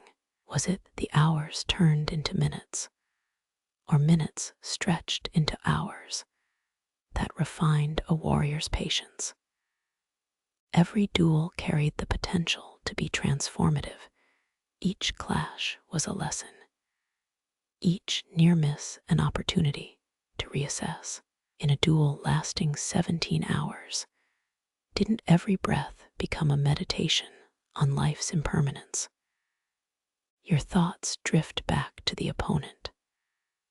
They displayed an unorthodox move, something that caught you off guard, an unexpected feint, a calculated risk. Some argued that Edo period duels became less formal over the years, adding room for improvisation. There's a fringe theory suggesting that certain duels were used to test new techniques, much like modern sparring. Historians, however, passionately debate whether this practice was common or an outlier. You stand still, the weight of the moment settling like a soft evening mist. In the space between breaths, there's a profound silence where lessons learned become a part of you. The duel may have ended, but the dance of life continues, each step echoing with the wisdom of those who came before. Somewhere, in a quiet temple, monks chant verses about the eternal ebb and flow of existence. Their voices are a gentle reminder. Every duel, every challenge, every respectful exchange is woven into the tapestry of time. As you step forward again, The ground beneath feels more solid, the path more certain. You are not just a warrior returning from battle. You are a part of a living tradition, a keeper of its spirit. Every duel leaves a mark, a lesson, a memory, a part of your soul's journey. The sunset glows gently over the horizon, a silent witness to the day's trials, promising that tomorrow will bring new stories, new challenges, and new duels. With a calm heart, you move forward, ready to face what comes next. Eyes meet across shimmering blades. The duel's gravity amplifies every heartbeat, every breath. In this charged silence, you feel both warrior and philosopher, part of a tradition forged in fire and contemplation. Historians still argue whether Edo period duels emphasized physical prowess above all else. But in moments like these, it's the interplay of mind and muscle, thought and movement that carries true weight. There's a fringe tale about a samurai who supposedly meditated so deeply he could parry strikes while in a trance. Could his calm have given him an unbreakable edge? The intensity flares again as you face your opponent. Each of you understands the codes of chivalry underpinning these clashes. Eyes narrow with mutual respect, the dance resumes. Skill alone won't suffice. Wisdom from scrolls and elders sharpens each technique. Remember that proverb about sharpening resolve in quiet after a clash. Here, focus and steel intertwine, creating new understanding. You parry a swift strike with precision, fluidity guiding your katana's song. Experts think these intricate exchanges resembled the delicate choreography of no theater. Some claim duels became ritualistic acts of storytelling, where they meant to teach as well as test. Some legends suggest young warriors fought phantoms in their mind's eye, training through imaginary duels. Did our minds carve pathways of skill long before the first blade was drawn? A swift series of maneuvers keeps feet light upon the ground, the balance between power and finesse shifting like quicksilver. There's an open debate whether Edo-era warriors favored left or right-handed strikes more. Perhaps the answer lies in nuanced variations, passed between dojo with a mere flicker of wrist. Your opponent advances with purpose, a swift step, deliberate as a dancer. That's precisely where we'll meet skill, in those fractional choices, those instantaneous decisions. Were certain techniques born from the simple need to conserve energy? After all, some duels persisted for hours, turning endurance into virtue. Could that very necessity of pacing have forged a more thoughtful approach to combat? Breath becomes the rhythm, your pulse, the only metronome. Each move is infused with years of practice and strategy. The fabled duels of olden Japan were not just tests of might. They were demonstrations of mastery, of refined skill shaped through discipline and introspection. Some rumors say certain duels ended without a single strike, with warriors yielding through sheer force of presence.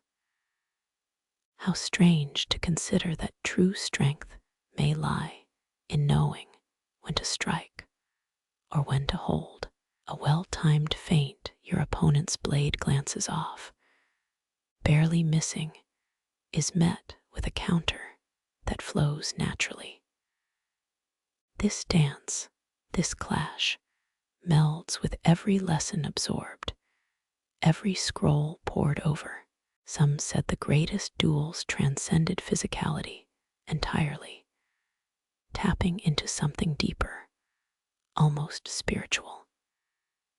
Is this why elders spoke of battling shadows, shadows that linger long after the sword is sheathed? In these moments, time blurs, the intensity sharpens perception. You are both warrior and scholar, mind engaged as much as body. There's even a curious tale of rival warriors stopping mid-duel to admire sakura blossoms. Historians speculate this may merely be poetic fiction. Yet, isn't there something beautiful in imagining honor intertwined with appreciation, strategy laced with serenity? The duel's fervor pulses, ebbs, and intensifies. You become a conduit for every principle etched into your soul. Discipline, respect, the unbending will. The historical debates don't matter now, whether skill, ritual, or endurance held primacy. In this charged atmosphere, you are all of them. Each moment of engagement is a living testament, a brushstroke painted with heritage, intent, and grace. Can every duel, by sheer nature of existence, become a part of this larger living tradition? A final parry, a swift counter, precision, and thought melded into singular acts. Here, in this duel between will and blade, you embody the essence of Edo period valor. Each strike, a step down ancient corridors of time. Tomorrow's narratives will carry this essence, these lessons carved into memory. As the duel reaches its conclusion, you carry with you its wisdom, its honor, both a warrior's promise and philosopher's peace. The intensity of the duel wraps around you like a mist, unseen, yet undeniable. Briefest pauses become sacred during these encounters, holding as much meaning as the fiercest strike. Time unfurls in unexpected ways. Even the most intense conflicts must honor tradition's call to breathe deeply. In Edo period Japan, warriors observed that a duel's pacing often mirrored the rhythm of rakugo storytelling, just as a rakugo performer knows exactly when to pause for effect. A seasoned samurai understands that timing isn't just about speed, it hinges on the art of the pause. Imagine the dramatic tension created by those sudden, respectful breaks. An entire lifetime encapsulated in a heartbeat. Did these warriors rely on those pauses to gauge their opponent's next move? Some whisper that a duel's true master possessed such profound inner stillness they could anticipate shifts in the air itself. Perhaps that's why certain techniques, like the fleeting stop amid clashing steel, became known as the honoring pause. Could this unspoken etiquette have served as both respite and strategic advantage? Tradition says each duel's fleeting halts were nods to those who once walked this path, ancestors' guiding hands and strategies. They say even the famed Yaju Munenori, with his dazzling quicksilver technique, maintained the gravity of stillness in battle. But there's that ever-present debate. Did his stillness come from supreme confidence or from profound respect for his opponent's skill? Is that why his duels were more poetry in motion than mere combat? As your katana dips lightly to acknowledge the opponent's respect, remember you're engaging in a dance far older than steel. There's a fringe account where duelists paused not just for strategy, but to align with nature herself, an unspoken salute to the earth beneath them. Historians still argue what truth lies buried within this poetic image. Was it mere legend, or the vestige of forgotten wisdom? Feel your muscles relax, just a bit, only for a heartbeat. Not out of hesitation, but choice. An olden manuscript hints that these pauses were more than mere breaths. They bridged the warrior's heart with the cosmos rhythm. Were those silent moments the key to transcending oneself, merging body and soul seamlessly? You pivot lightly against your opponent. Movement flows from that pause, as vital as the next calculated strike. Duels of Edo were a symphony of movement and stillness, each note holding space for the next. They say even Miyamoto Musashi's final duel left observers mesmerized by its measured grace. Did his mastery lie in those suspended beats, or in their seamless integration? Another moment of stillness, this time to acknowledge your opponent's skill in this intricate ritual. Some murmur that during the rare, silent duel, combatants communicated only through their eyes and the timing of their movements. Were these extraordinary contests lost to time or preserved in the whispers of dojo secrets? What if the ultimate mastery lay not in the clash, but in the shared understanding between opponents? Pauses offer more than recovery. They serve as windows to both your resolve and your opponent's soul. Experts think that a well-timed stop could disarm as powerfully as a perfect strike. Can a duel, in those fleeting frozen moments, transform from mere trial of skill into something almost spiritual? Even now, they debate whether that final moment of recognition, the honored stillness, may hold the true essence of any combat. As the rhythm resumes, both you and your opponent move with deeper understanding. The duel's pauses aren't gaps, but threads in an elaborate tapestry of will and wisdom.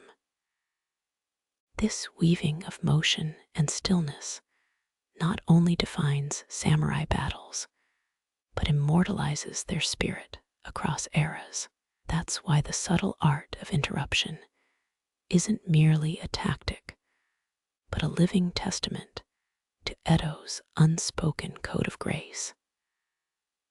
A momentary halt, a shared breath, a mutual reverence, these pauses become your allies in this intricate dance.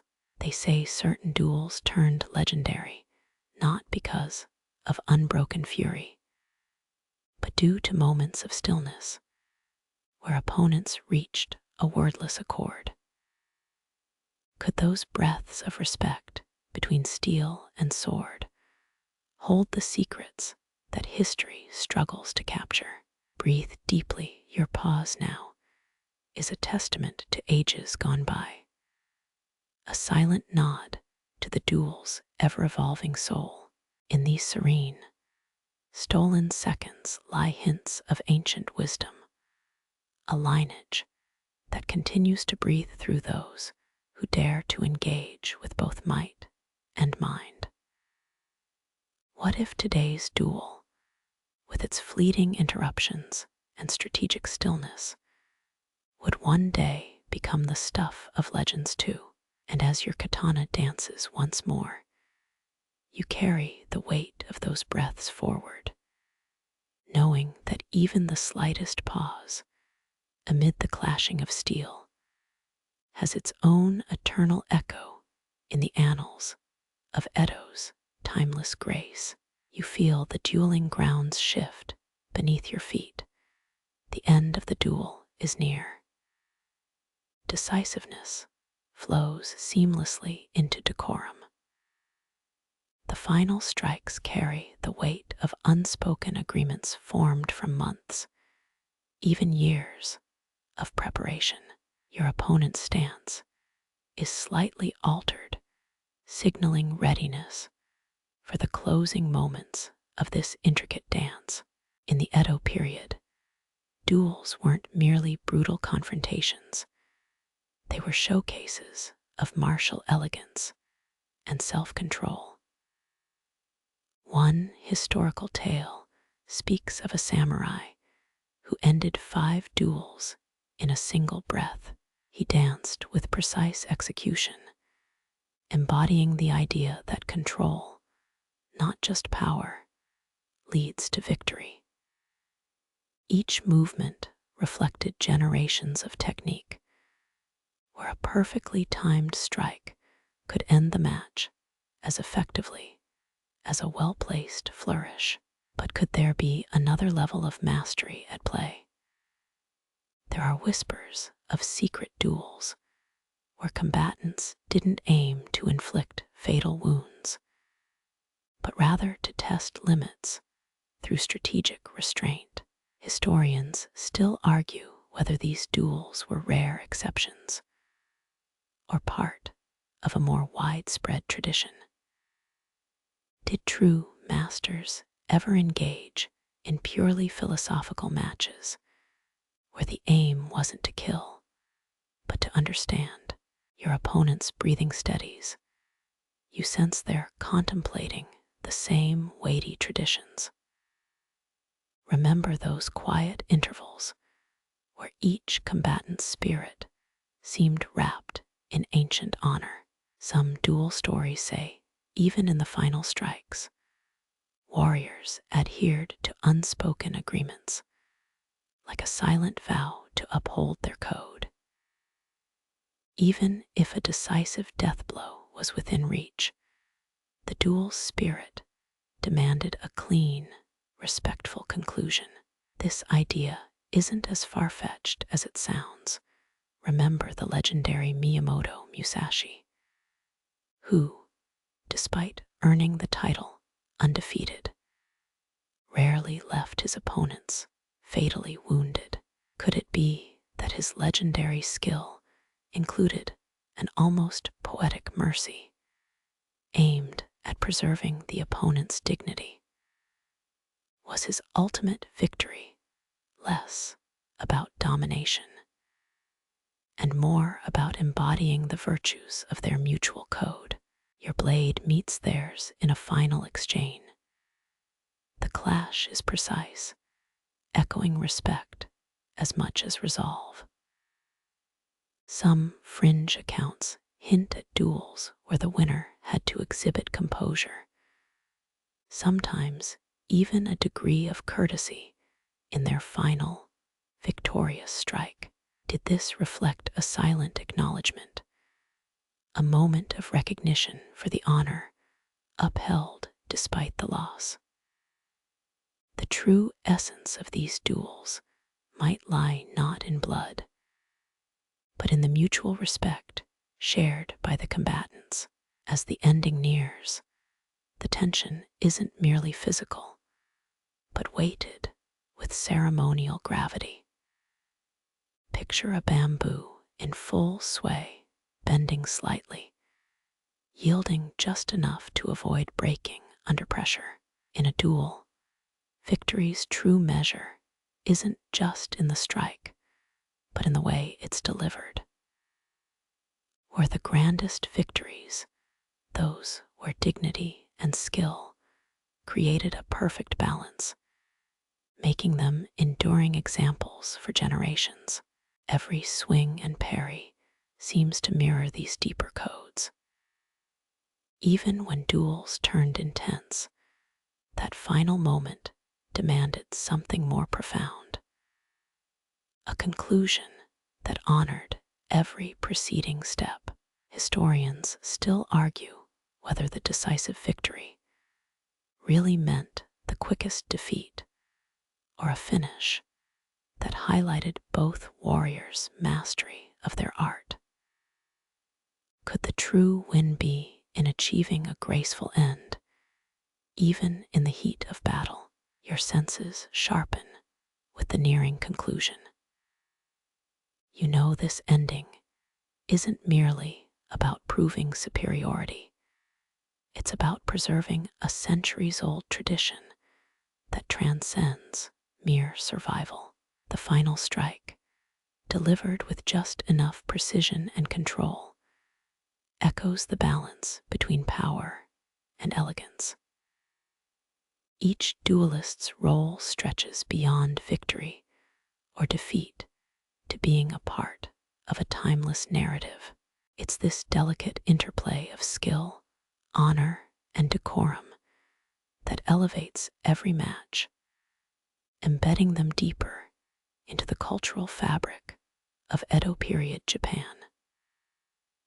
Legends like Yaju Jubei's duels hint at silent nods, exchanged during decisive moments, an acknowledgement of shared mastery.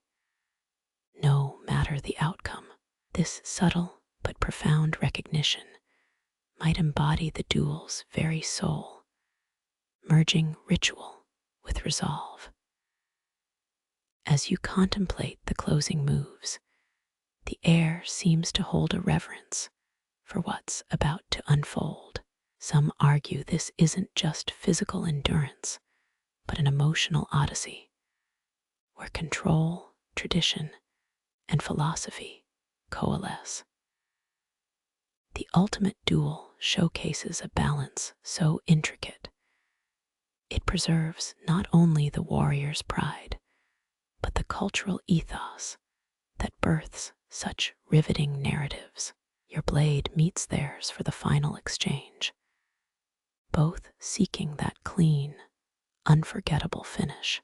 It's clear that this isn't just the end of a contest. It's a poignant nod to a time-honored dance, rich with meaning and respect. In this moment, under the shadow of history and tradition, the duel transcends itself, becoming an eternal echo in the annals of Edo's martial spirit. This elegant, decisive conclusion marks not just the victory or defeat, but the shared acknowledgement of a journey through skill, honor, and the poetic dance of warrior tradition. Through every swing and strike, you find that the real essence of victory might just be the grace with which both you and your opponent walk away from the battle. You feel the tension dissolve as the duel reaches its inevitable end. Each warrior understands their duty when the final blade comes to rest. Victory's true measure lies in the aftermath. Offering a respectful bow, you acknowledge the sheer skill and honor of your opponent, regardless of the outcome. In Edo period Japan, the act of surrendering gracefully was as celebrated as winning. Some tales speak of samurai who chose honorable defeat over dishonorable survival, finding nobility in their choice to yield. This wasn't an admission of weakness, but a testament to their understanding of the grander martial philosophy. But what happens when defeat carries no shame? Fringe historical accounts often describe duels where the loser was almost revered for their integrity. Did some warriors use their defeat as an opportunity to elevate themselves morally. This notion challenges the conventional view of victory and defeat, blurring lines that seem so clear today. Your opponent's weapon lowers with a subtle flourish, an acknowledgement, a reflection. Some historians still argue whether these gestures were mere formalities or deeply symbolic acts, hinting that each duel was also a theatrical performance meant to instruct future generations. Was every match a demonstration of both skill and morality, a nuanced lesson wrapped in tradition? A soft bow, deeply respectful, punctuates the end of your combat. In the Edo period, the post-duel rituals often carried as much weight as the duel itself. Warriors would frequently offer words of encouragement, transforming defeat into a shared lesson about honor.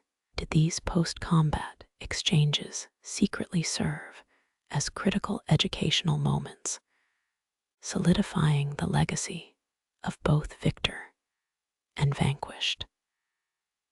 As you both lower your blades, mutual respect fills the space between you. Some intriguing theories suggest that subtle nods and shared glances after duels might have formed a secret language, an unspoken agreement honoring the complex codes that governed their lives. Could these silent exchanges have been as carefully studied as the martial techniques themselves? Your adversary meets your eyes. You see the acknowledgement of mutual effort and skill. There are even whispers of duels that ended in laughter, where two masters so respected each other's technique that they couldn't hold onto the usual gravity. Such tales are often dismissed as fanciful, yet they underline the complexity of the samurai's relationship with defeat. While the mainstream view upholds stoic acceptance as the pinnacle of defeated honor, fringe legends bring warmth and perhaps even a touch of humor.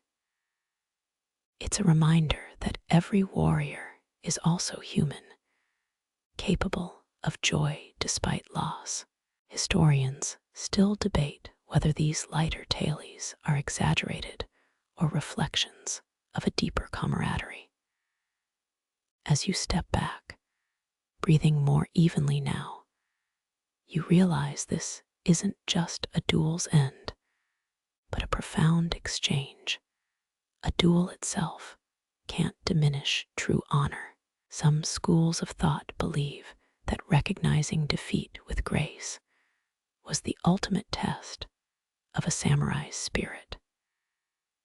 Did these moments hold silent challenges, as rigorous in their own right as any clash of swords? The mutual acknowledgement is rich with layered meaning. In the Edo era, a defeated warrior could rise to greater stature through how they embraced loss. Even in the silence following the duel, there often lingered the understanding that honor transcends both victory and defeat. Some unconventional stories speak of warriors who retired after their first loss, but gained renown for the dignity with which they accepted it. Could it be that, in some cases, how one lost defined their legacy more than how they won? The dual narratives provide a more rounded picture of what true victory entails. With respectful steps backward, you create distance between you and your opponent and act as much a part of the duel as any strike.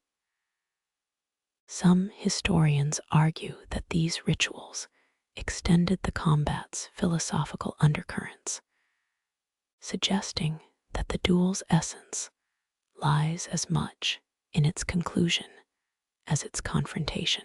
Even as rivals, you both embody a mutual understanding.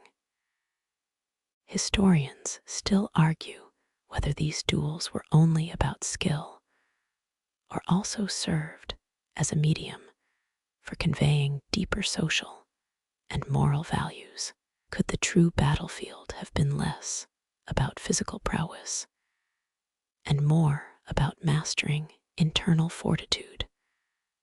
Walking away, you're acutely aware of the invisible bond forged. In Edo period Japan, the aftermath of a duel was not just about victory or loss. It was about reaffirming the unbreakable code of honor that bound every warrior. Did these rituals contribute silently but significantly to the era's enduring legacy? It's this profound shared acknowledgement that makes the duel a timeless dance of skill and humanity, transcending its immediate purpose.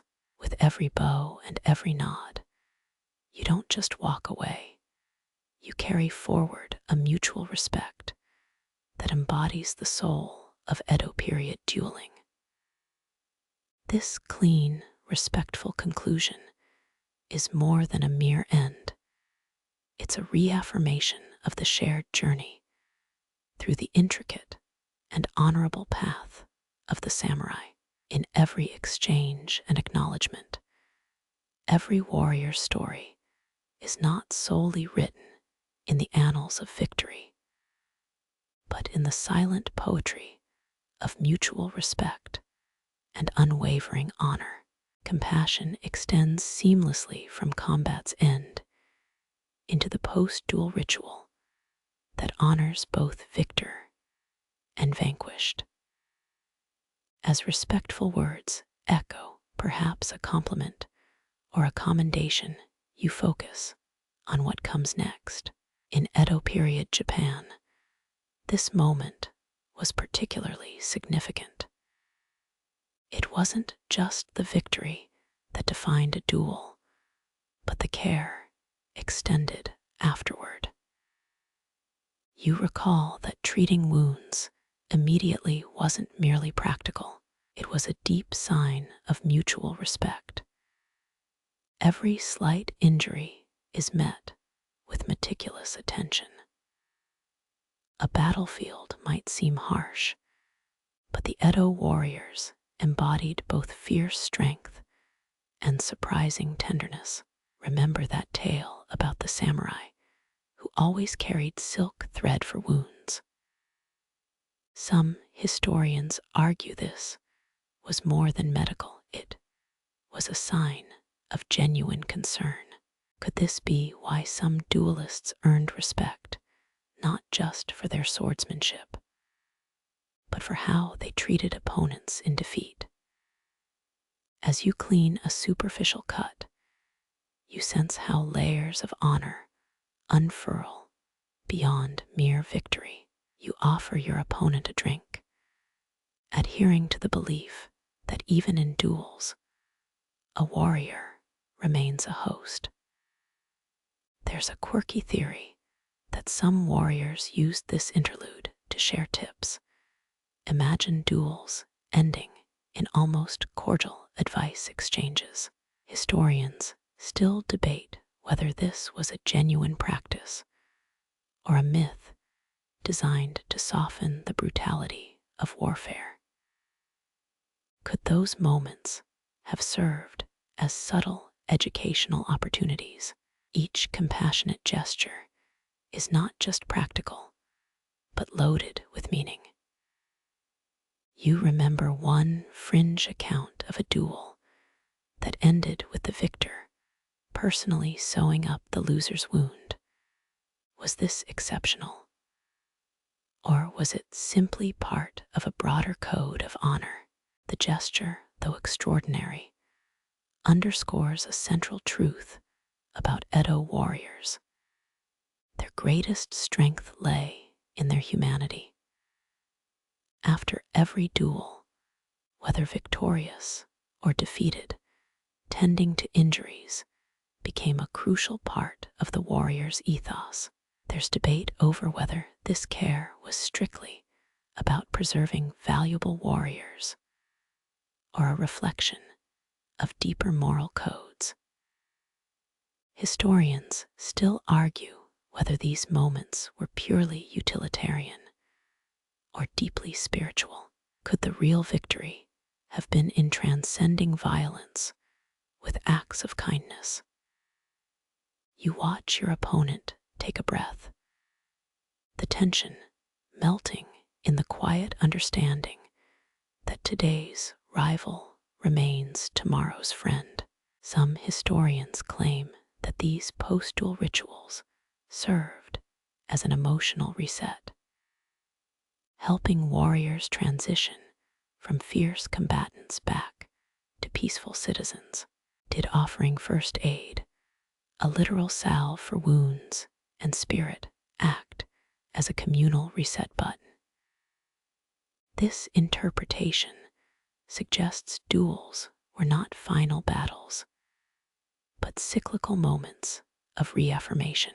Perhaps the essence of a true warrior wasn't only their strength in battle, but in how they embraced vulnerability and tenderness. Could one argue that the most honorable duels weren't decisive battles, but intricate ballets of strength checked by compassion? This perspective casts duels not as violent episodes, but nuanced dances, each warrior knowing their role in a far larger, shared tapestry. As you gently bind a wound, the silent pact of respect lingers. Intriguing accounts even suggest that some warriors formed lifelong friendships out of these post-duel moments. Were duels sometimes covert social platforms, weaving a network of respect and camaraderie among warriors? This speculative view adds another layer of depth, making every duel not just a contest, but a lesson in personal integrity and community values. Historians still mull over whether duels were exclusively about skill, or if the true test lay in how warriors treated opponents afterward. Perhaps the best duels weren't merely about martial skill, but about mastering the duality of strength and compassion, the real battlefield being within oneself. With every careful stitch and mindful sip of tea, you realize the duel story doesn't just reside in the clash, but in the healing, where true honor finds its final, irrefutable expression. The true essence of Edo period dueling isn't defined by the sharpness of swords, but by the sharpness of moral choices made when the swords are sheathed. As the final stitches are tied and wounds bound, you and your opponent share a quiet moment of reflection. This isn't just a ceasefire, it's a deeper acknowledgement of shared humanity. A final bow is exchanged, an intricate dance of humility and respect, punctuated by the subtle inclination of your heads. Each gesture is deliberate, slow, laden with centuries of tradition. In Edo period Japan, the act of bowing had many layers. A low bow wasn't merely polite, it was an artful demonstration of mutual regard. Experts think that the depth of the bow might even convey unspoken messages between rivals. Could a slightly deeper bow hint at earned respect, or even unspoken gratitude? You step back, your eyes meeting as a mutual nod bridges the space between competitors and respectful equals. The serene garden, chosen earlier for its neutrality, now feels like a sacred space. Some fringe historians suggest that duel sites evolved into impromptu shrines afterwards. Could today's duel ground now symbolize more than just victory or defeat? Historians still argue whether these duel sites held any permanent spiritual significance. Before parting ways, a shared cup of tea is carefully poured. This simple act isn't a mere gesture of truce. It's a sophisticated cultural ritual embodying trust, even among adversaries. It's whispered among some circles that this tea might occasionally contain a pinch of powdered silver, believed to purify the body and soul. Could this be a fringe belief or a quirky touch of ancient Japanese nuance? As you stand, the warrior ethos of the Edo period is palpable. This isn't just about walking away unscathed or claiming the title of victor. It's about the careful maintenance of honor and dignity, both personal and societal. Some historians debate whether this adherence to ritualistic departure was rooted in personal pride or societal expectation. Could it be that these parting moments served as a public demonstration of disciplined demeanor? While your opponent departs, the echoes of soft footsteps fade, leaving behind a space now filled with unspoken respect. Remember those ancient tales where rivals often exchanged gifts after duels, though often dismissed as folklore.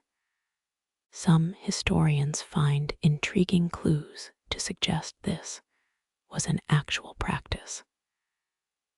Could this be the genesis of future alliances or even friendships? Stepping back yourself, you notice how every small action is deliberate.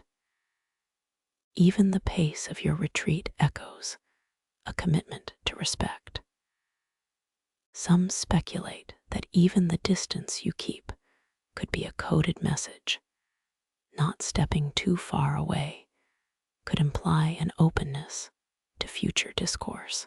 Historians still argue over whether spatial separation during departures held tactical significance in maintaining honor. A final glance over your shoulder cements the memory of this encounter. A duel is won not only in battle, but in the respect preserved through this ending. The serene tea you had might even become a cherished memento, a reminder of the day that honor triumphed, transcending the mere sharpness of swords. Could this moment be more significant, more enduring than all the skill demonstrated through combat? Walking away, the ritual doesn't just conclude the duel. It completes a mutual journey of valor, balanced by grace. Each departure leaves behind a subtle understanding that, in the world of Edo period dueling, the most significant test lies not in victory, but in the dignified integrity preserved through every action and gesture. As you leave the tranquil garden, the gentle rustle of autumn leaves accompanies you, a soothing endnote to what could have been a life-altering confrontation. This ritual isn't static. It evolves with each participant, echoing through the annals of history. Some claim that even the weather played a subtle role in duel perceptions. How many warriors cursed a sudden rainstorm that made footing treacherous? You find yourself reminiscing about your opponent's subtle gestures, a form of silent communication. Did their carefully maintained composure hint at inner turmoil or genuine acceptance of today's outcome? Was the fleeting glance downward a mark of humility or a carefully masked sign of concealed hurt? Historians still argue whether samurai masked emotions as survival tactics or as strict adherence to their code. Walking through winding streets, you pass shops that stand as old as the traditions you've just enacted. Each establishment, with its meticulously crafted sign, would pause their daily dealings to whisper or gossip about today's duel. In the Edo period, every duel wasn't just a personal event, but a piece of public theater. Did shopkeepers and street vendors trade stories with as much enthusiasm as we might click through today's online news? You approach a shrine you've seen countless times before, but today its tranquility feels profound. You contemplate the layers of discipline required to maintain samurai decorum, knowing a single misplaced word or action could spiral into broader ramifications. Was it the weight of society's expectations that pressured these warriors into such meticulous displays? Historians still debate whether societal pressure was the crucible in which samurai discipline was forged. Entering the shrine, you're met with the scent of burning incense, a sensory blend that evokes tranquility. The soft light dancing off the polished wooden surfaces adds a serene touch to your contemplation. Could this be why so many warriors sought sanctuary here? Some speculate duels often happened near such places to imbue the encounter with spiritual gravitas. Was it just cultural reverence, or did it add a divine witness to their contest of honor? You kneel for a moment, letting the day's events wash over you. That final bow, the carefully poured tea, the shared silence, all pieces of a meticulous art form, an art form that isn't just confined to combat, but stretches into every facet of societal interaction. Was there an unspoken understanding that each duel was more than personal contest, but societal practice? Could these encounters be viewed as public exhibitions of Edo's social fabric? Rising from your meditative pose, your thoughts turn to the broader ramifications of today's duel. How will tomorrow's sun illuminate the aftermath of your encounter? Will tomorrow be brighter, darker, or merely the same? What weight do these duels carry into future generations? Fringe historians often muse on the societal ripple effect of such duels. Could today's encounter influence alliances or even entire family fortunes? Exiting the shrine, you catch your reflection in a merchant's polished brass display. The image, though distorted, forces introspection. How much of your self-image is tied to these ancient rituals, and how much is dictated by society's gaze? Samurai were often caught in this duality, weren't they? Historians still debate whether the rigid roles of society were worn like armor or shackles. As you return home, there's a certain warmth in knowing that you didn't just survive, you participated in a complex, centuries-old tradition, one that respects not just skill, but the subtleties of mutual acknowledgement. Today is another thread in the rich tapestry of Edo's honor-bound duels, each action a note in a historic symphony that echoes across generations. Your final thought as the dusk settles is how this dance of decorum, duels, and departure continues.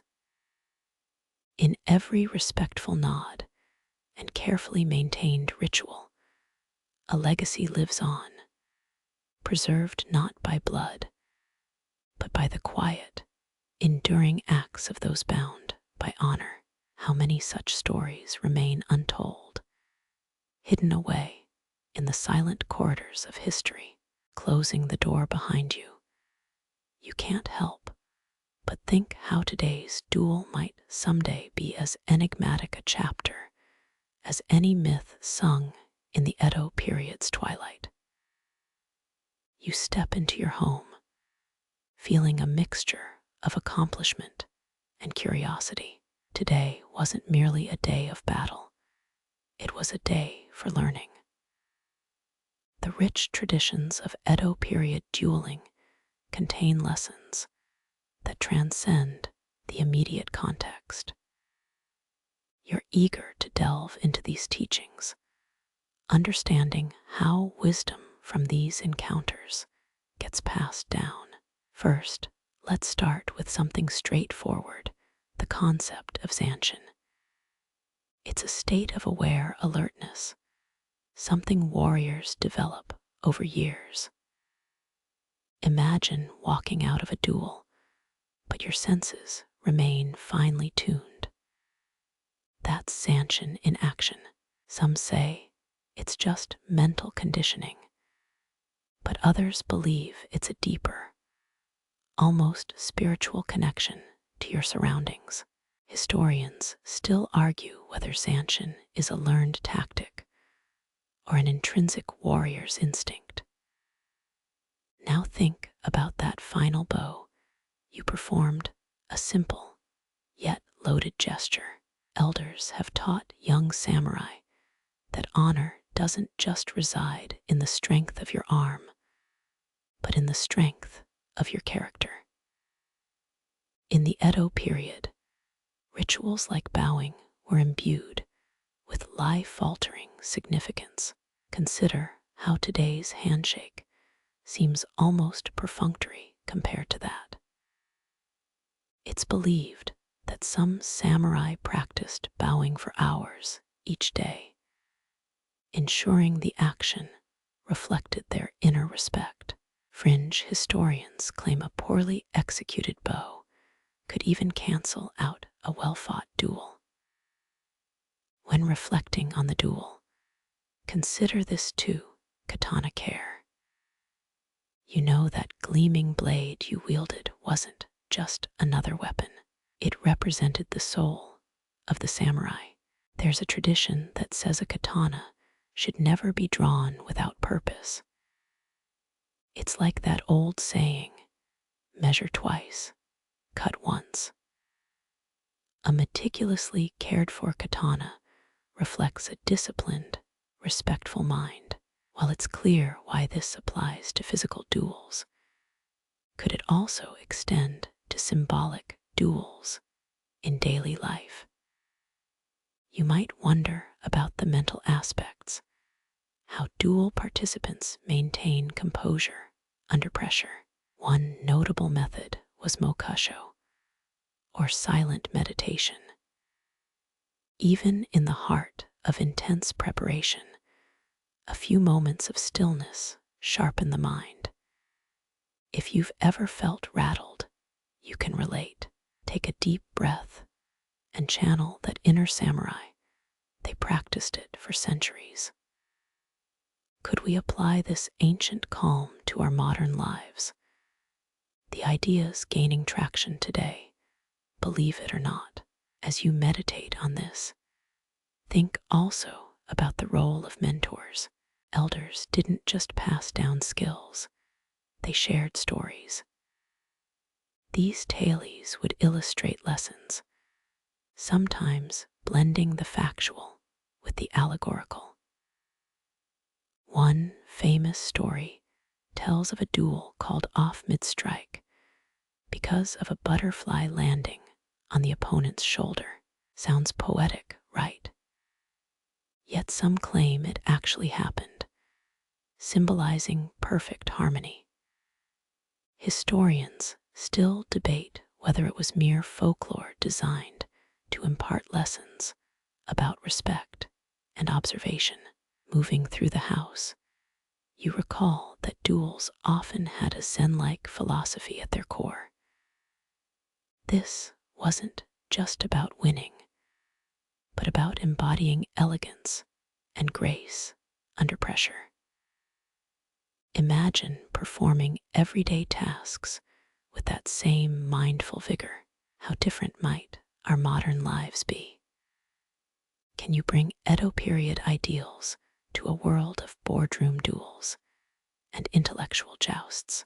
Next comes the significance of kaishakunin, the one who steps in to perform a beheading should a warrior fail in seppuku. This role wasn't taken lightly. It was a mark of deep trust and responsibility. Understanding this role requires a balanced view. On one hand, it's about ultimate sacrifice, and on the other, it's an act of compassion. While historians debate its ethical dimensions, many believe it reflected the complex interconnectedness of Edo society. Consider the art of kendo, which evolved from these very traditions. Kendo matches today emphasize kata, a set of prearranged forms designed to teach discipline and respect. These kata are essentially duels that simulate the ancient ones, preserving centuries of tradition in a safe environment. Could you find a dojo tomorrow and step onto the mat with the same spirit? Even if just in practice, every lesson learned feeds into a larger truth. The code of the samurai isn't just about fighting. It's an intricate tapestry of philosophy, ethics, and artistry. Walking around your house, you're inspired to discover more about these traditions. Could you weave some of these principles into your daily fabric? Maybe not in duels or battles, but in the modern challenges that life throws at you. As night falls, you realize that the true legacy of these duels extends far beyond the actual encounters. The wisdom distilled from them remains ever relevant. So while today may end like any other, tomorrow holds the promise of new understanding. Enriched by the lessons of the past, you can almost hear the echoes of wisdom, passed down through time like a flame kept burning through centuries. Could this be the enduring gift from those old-world warriors? You settle into bed, contemplating how those age-old teachings might guide you through future endeavors. Maybe, just maybe, you'll carry a bit of that old-world wisdom with you, letting it illuminate the path ahead. Today's duel was more than a battle. It was a bridge to timeless knowledge. And in that reflection, you find a sense of peace. You wake the next morning, a sense of renewed purpose washing over you. Today, you'll explore how the Edo period dueling rituals weave into the fabric of modern life. It's not just about swords and strikes. It's about principles etched in time. The essence of those old dueling traditions finds echoes in today's world, sometimes in the subtlest of places. Picture your office, where duel now likely means nailing that presentation, yet the spirit of a graceful, focused encounter is still there. Remember that zanshin we discussed, that heightened state of alertness you maintain, even when the immediate challenge has passed. It's like being in the zone all day, right? You can practically hear the hushed whispers of ancient warriors reminding you to stay vigilant in this modern arena. And now, let's circle back to those meticulously crafted katanas. The gleaming blades weren't just weapons of war, they were symbols of a warrior's soul. In our day-to-day, tools of our trade, whether laptops, kitchen knives, or paintbrushes, can take on that same significance. Think about how you care for your everyday essentials. There's a belief that a katana should never be drawn without purpose. Imagine applying that mindfulness to every task you perform, like only opening your laptop when you have clear intent. It's not just about productivity. It's about respect for what you do. Speaking of respect, remember that elaborate bowing ritual. Elders taught that every gesture had profound meaning. In today's world, small acts of civility are still crucial. A simple thank you or a nod of acknowledgement can ripple into genuine connection. Consider how a well-timed compliment can resonate like an expertly performed bow, spreading positivity in an otherwise hectic day. Let's dive into a curious tale about the butterfly landing duel. While some dismiss it as pure folklore, others swear it teaches us to find serenity amidst chaos. There's more to this story than meets the eye. It's about perfect harmony and the interconnectedness of all things. Could you use this tale to remind yourself to stay calm when the proverbial butterfly lands on your nose in a high-pressure meeting? Don't overlook the role of mentors here. Imagine a senior colleague guiding you through that crucial presentation, recounting their battle scars from previous boardrooms they've conquered. Their stories combine factual advice and allegorical wisdom, much like those dual mentors who wove tales into their teachings. You might not face off in a duel, but the exchange of lessons is timeless. As you go through your day, think about those principles you've been pondering: zanshin, katana care, respectful gestures, and finding calm amidst chaos. These traditions, when translated, offer a richer way to approach life's many duels. It's not about carrying a sword, but about wielding your strengths with honor and intention. In your evening quiet, you reflect on how seamlessly these time-tested values fit into the modern world. Remember that meditation practice. A few silent moments today could very well be your mokasho, sharpening your focus, whether you're prepping for a presentation or winding down after a long day. And just as elders once shared wisdom through stories, you might find yourself inspired to pass on lessons to those around you, weaving a new tapestry of respect, mindfulness, and grace. As night approaches, you realize these ancient teachings aren't relics of the past, they're living guides for today. While your battles might not involve katanas or ritual bows, the essence remains the same. Approach life with honor, maintain your calm, and treat every act, however small, with purpose and respect. Today's lessons, rooted in age-old traditions, offer a way to navigate modern challenges with a timeless touch. You smile softly, feeling ready to embrace the duels of tomorrow with renewed spirit. Nighttime in Edo, Japan, brought with its stories, whispered under soft moonlight. Picture this. A duel isn't just about brute strength or swiftness. It's a dance, one balanced on cultural norms and shared understandings. Historians still argue whether Edo period duels served as displays of power or as community bonding events.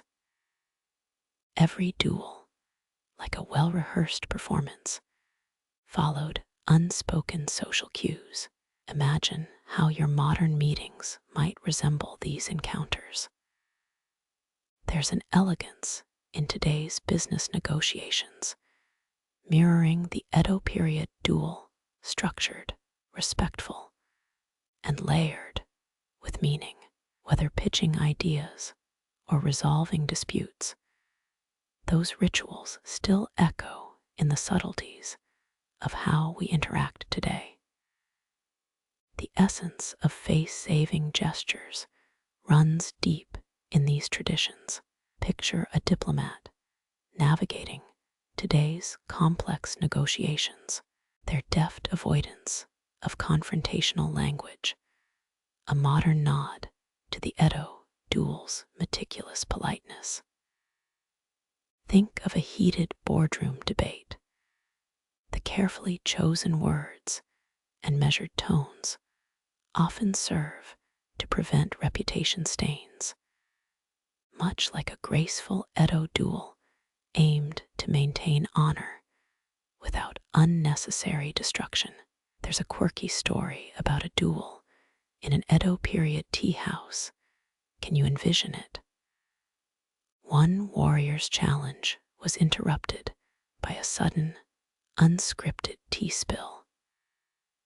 The challenger paused, the duel momentarily forgotten, while both rivals aided in cleaning the mess. That brief pause wasn't a loss of face, but an affirmation of values. In today's fast-paced culture, such acts might seem like losing focus, but imagine reframing them. What if handling crises during your presentations could uphold grace rather than showcase chaos? As you navigate modern duels, consider every handshake, every nod carries weight. Remember the Edo period warriors. Their carefully orchestrated gestures were not merely performances, they were survival strategies. You, too, face challenges that require more than just skill. It's about knowing when to pivot gracefully. And here's a fun twist. Remember how we talked about bowing? Edo period duels had bows so elaborate, they might make today's most formal bow look like a casual nod. Now, think about your workplace. How much time is spent perfecting the right way to greet or respond? That seemingly trivial morning greeting holds power, echoing those historic duel rituals. It's all about balance. In those old duels, both warriors' strengths were visible, but their true skill lay in how respectfully they matched each other. Imagine this in today's corporate arenas. The strongest competitor is not the one who dominates, but the one who harmonizes with others. This way, you see the dance of power, collaboration, and mutual respect. Reflect a moment on today's duels. Your negotiation or problem-solving meetings, are they not small duels in their own right? Both parties come prepared, respectful, and vigilant. The cultural lens from Edo period duels teaches you how rituals evolve, but maintain their core value, maintaining dignity while striving forward. As you step back into your daily routines, watch how these ancient principles blend into your world, whether tackling tight deadlines or navigating tricky conversations. Remember the duel's elegance. It's not just about winning or losing. It's about how you carry yourself through the challenge. Tonight, as you lie back and your mind drifts, consider how these historical practices weave through our lives. Tomorrow's duels, whether in the boardroom or kitchen, await your refined skills. With this timeless wisdom, you're ready to face each one gracefully, one step at a time. As the moonlight fades and dawn approaches, you might feel that the night's lessons are complete, but tradition isn't a static force. It evolves, adapting while carrying its essence.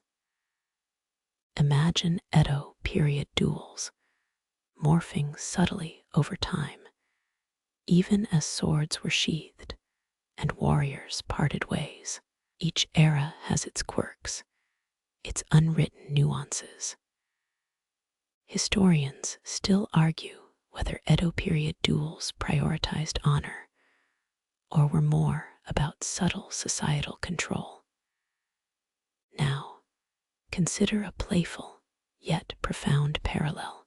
Some modern self-defense classes incorporate elements of those old dueling codes.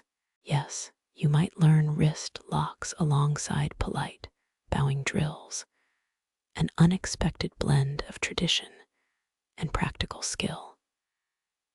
Even in its adaptations, the Edo duel's spirit survives.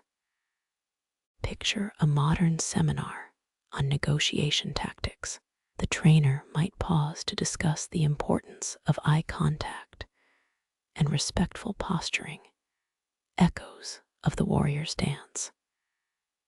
It's not just strategy, it's a refined approach, showing how respect for history sharpens today's confrontations. The past is always present, layered beneath actions we may see as purely practical.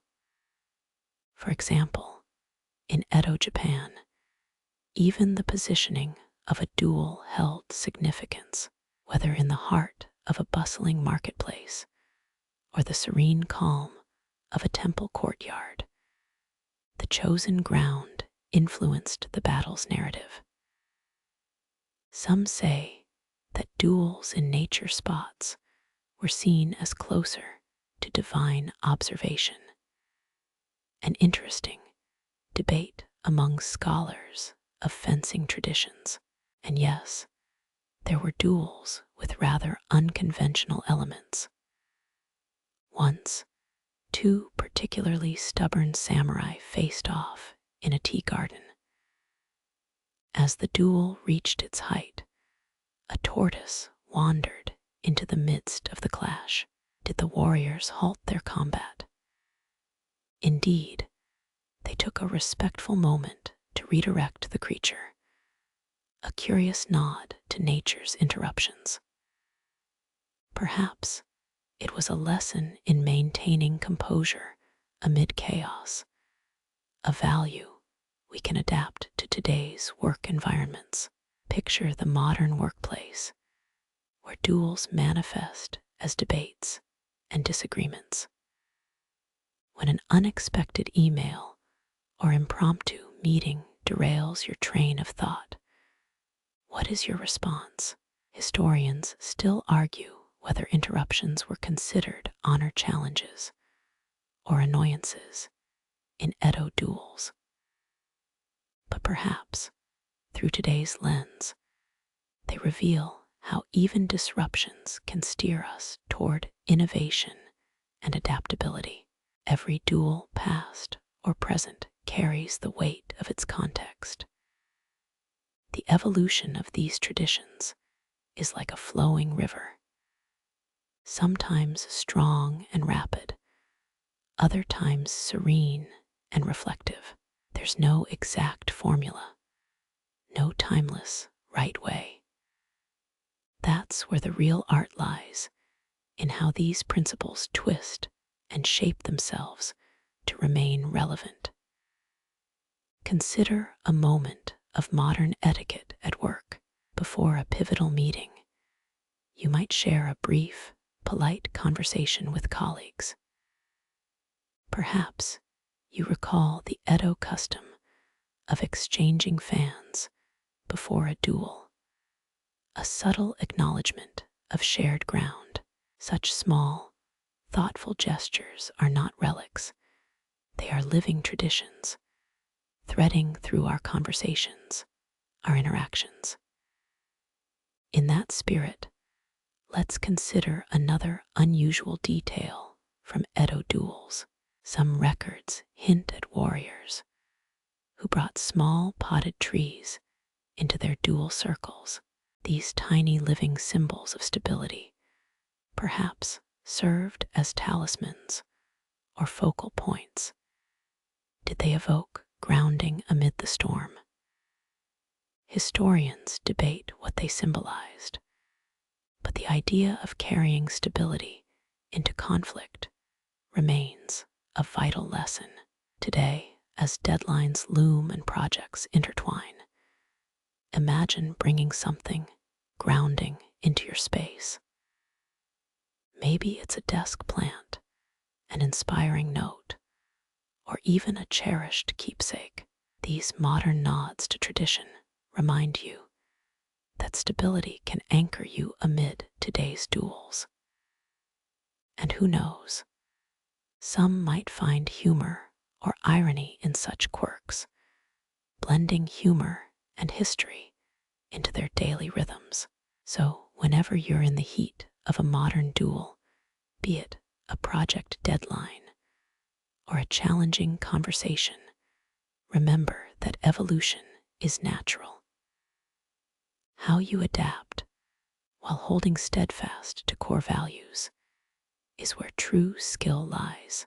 Just as the Edo warriors balanced honor and respect, you too can navigate your duels with grace. Let these reflections settle as you drift towards rest. Tomorrow's challenges await, and now, armed with both tradition and adaptability, you'll not just meet them, you'll elegantly navigate through them. You've traversed the intricate pathways of Edo period dueling customs, felt the gravity of tradition's weight, and recognized its presence in today's world. But let's not overlook another critical aspect of this historical tapestry: the formidable women of Edo, Japan. History often gives center stage to male warriors, but don't underestimate the role of women's honor, sometimes expressed through their own unique and subtle duels. Visualize a serene garden courtyard bathed in soft moonlight. Women, draped in elegant kimonos, gather with a quiet intensity.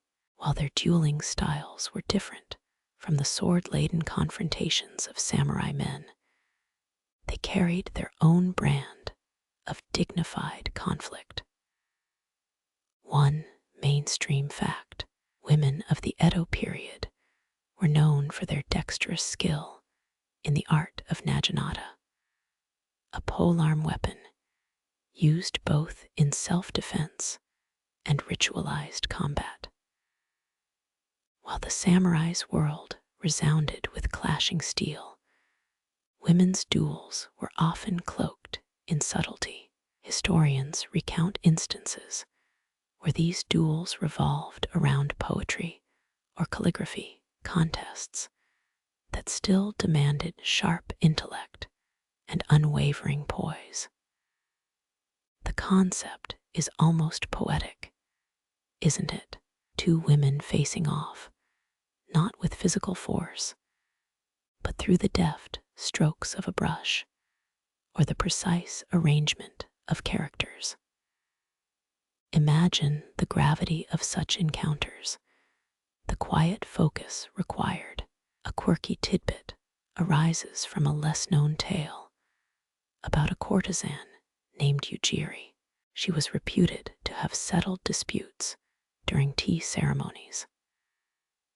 As guests quietly sipped their tea, she'd elegantly unravel a riddle or present a particularly challenging game of Go. The victor in these battles of wit and composure was seen as the woman who could blend grace with intellectual mastery. Imagine the subtle nods and discreet smiles, as much a part of the duel as the game pieces or the scroll of paper. Even today, the debate persists. Historians still argue whether these women's duels were taken as seriously as the men's, or if they were merely an expression of cultural refinement. Such dualities highlight how honor can manifest in many forms across different societal roles. Some researchers think these encounters were a powerful means for women to wield influence within the constraints of their world. As you reflect, consider how these stories mirror modern conflicts. Today's women often navigate professional arenas with the same grace and strategic focus. Imagine a boardroom where a woman expertly steers a negotiation, turning the tide with her persuasive intellect and composed demeanor. It's not a stretch to see echoes of that Edo garden with its moonlit duels of the mind and spirit. Sometimes, humor emerges from these contrasts. Ponder a contemporary office setting where the digital duel might be a heated email chain. Amidst the urgency, someone might pause to jot down a haiku, diffusing tension with an artful flourish. Such light-hearted actions remind us that tradition and modernity blend seamlessly, even in the strangest ways. In your own life, recognize the duels that shape your days. Whether a project presentation or a heartfelt disagreement, each encounter offers a chance to weave grace into action. Hold the essence of the past in your heart while you chart new paths today. Just as the women of Edo balanced intellect with elegance, you can navigate life's challenges with dignity, making every moment a harmonious blend of past wisdom and present skill. Tomorrow's light is just beyond the horizon, guiding you through the subtleties of life's duels. With these thoughts to carry you, embrace rest now, knowing that you are both the heir to tradition and the architect of your destiny. Visualize a tranquil artist's studio, bathed in the warm glow of lanterns, ancient Japan's way of immortalizing duels through art. Paintings delicately capture the intensity of those ceremonial clashes. Brushstrokes convey stories of honor, skill, and fierce dignity. Experts think this artistic expression held almost as much gravitas as the duels themselves. Picture the famous 53 stations of the Decode series by Hirashige. While primarily known for its landscapes, some of these prints subtly reference duels, whether through a duel-ready posture or a distant glimpse of a sword fight under cherry blossoms. The artistry is a celebration, a freezing of moments that embody more than just motion, but also cultural identity and human spirit. A quirky tidbit emerges from the lesser-known scrolls of Kano Tanyu, who reportedly received duel challenges himself. The story goes that his duels were artistic, a challenge to paint a more exquisite dragon or phoenix within moments. Imagine the laughter, the gasps, and the applause that must have surrounded such unusual contests. Picture the grand strokes and fierce concentration beneath the flickering candlelight. Historians still argue whether these artistic duels were ever sanctioned by the shogunate. Some believe the government viewed them as essential cultural preservation, while others think they were mere curiosities, distractions from the deadly, serious bladesmen of the time. Such debates remind us that lines between art and life, between honor and recreation, were often blurred. In modern times, the echoes of these artistic duels resonate through manga and anime duels that captivate young and old. Think how Studio Ghibli films imbue duels with rich character development, blending action and emotion. Consider that next time you watch a spirited lightsaber battle in a blockbuster. These scenes owe their artistry to those old Japanese scrolls. With a wink, imagine your own life as an unfolding art piece. Perhaps your duel today is a heated slack thread at work. Take a moment to craft each word with the same care an old master applied their brushstrokes. Notice how your digital audience reacts, their engagement a form of modern applause, their critiques an opportunity for finesse. In your nightly rituals, reflect on today's creative and strategic duels. As you slip beneath your covers, feel the soft hum of that artist's studio from centuries past. You, too, are painting a living canvas. Your words are strokes, your actions the brush, and your life the unfolding scroll that carries the echoes of that timeless grace. Sweet dreams await, where past legacies guide your creative hand, crafting tomorrow's stories with dignity born from ancient tapestries. Imagine the dusty corners of an old attic where forgotten scrolls lie, each faded painting a portal to Edo Japan's dueling legends. Here, artists wove tales of heroes and their epic battles, their strokes eternalizing those moments. Picture the legendary Miyamoto Musashi, his duels not just fought, but forever etched in ink and paper. Artists like Katsushika Hokusai, known for the Great Wave off Kanagawa, also painted legendary duels. These weren't just random clashes.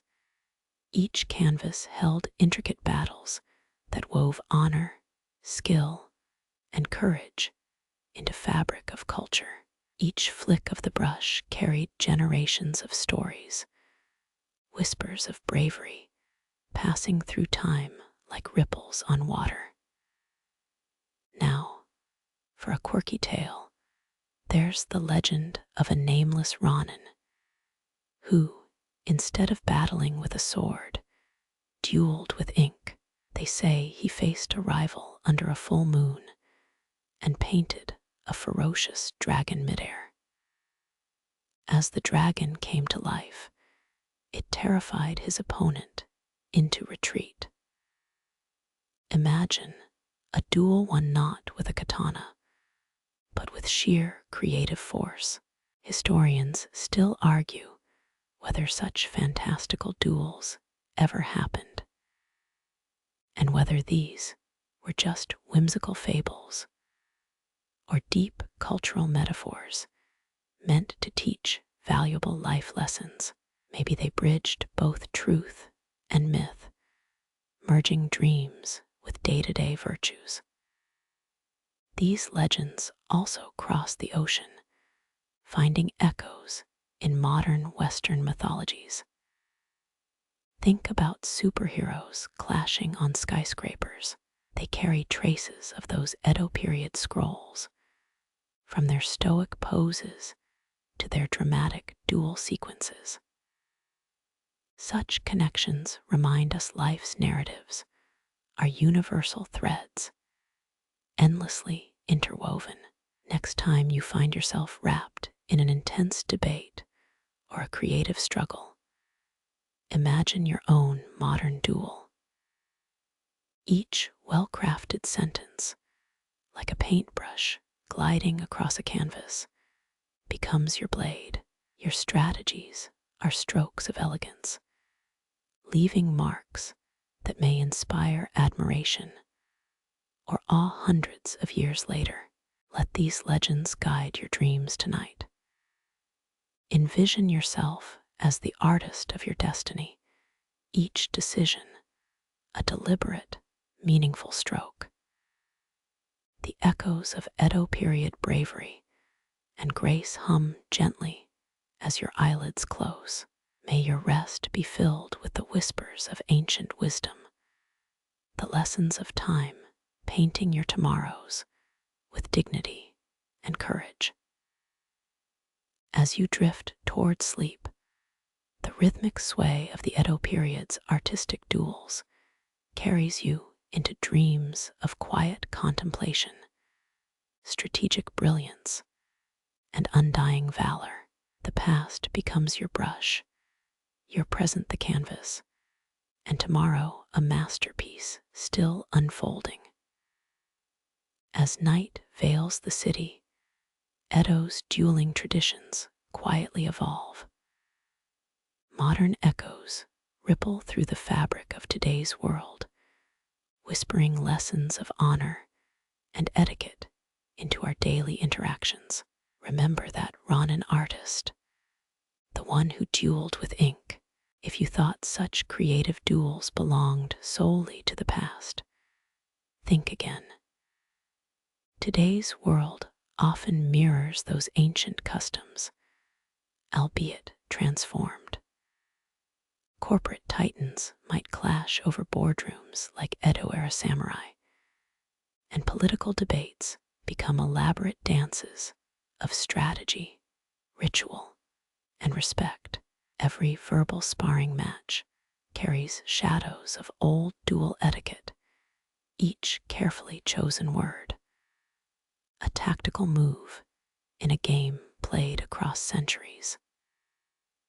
In Tokyo, traditional kendo matches still adhere to many Edo period codes.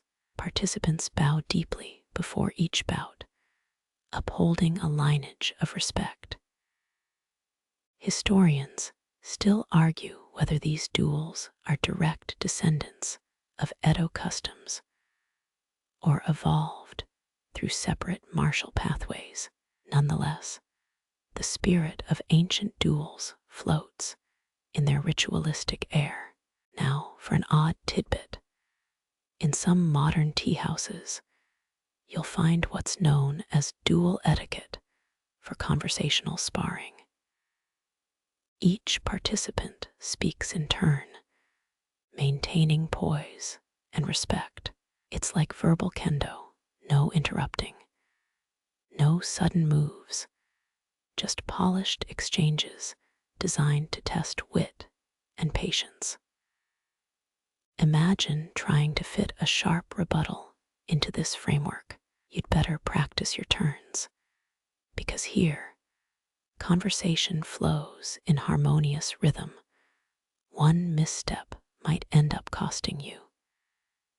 Did you ever picture yourself in a modern duel, whether navigating a tense negotiation, resolving a heated debate, or competing in an academic showdown?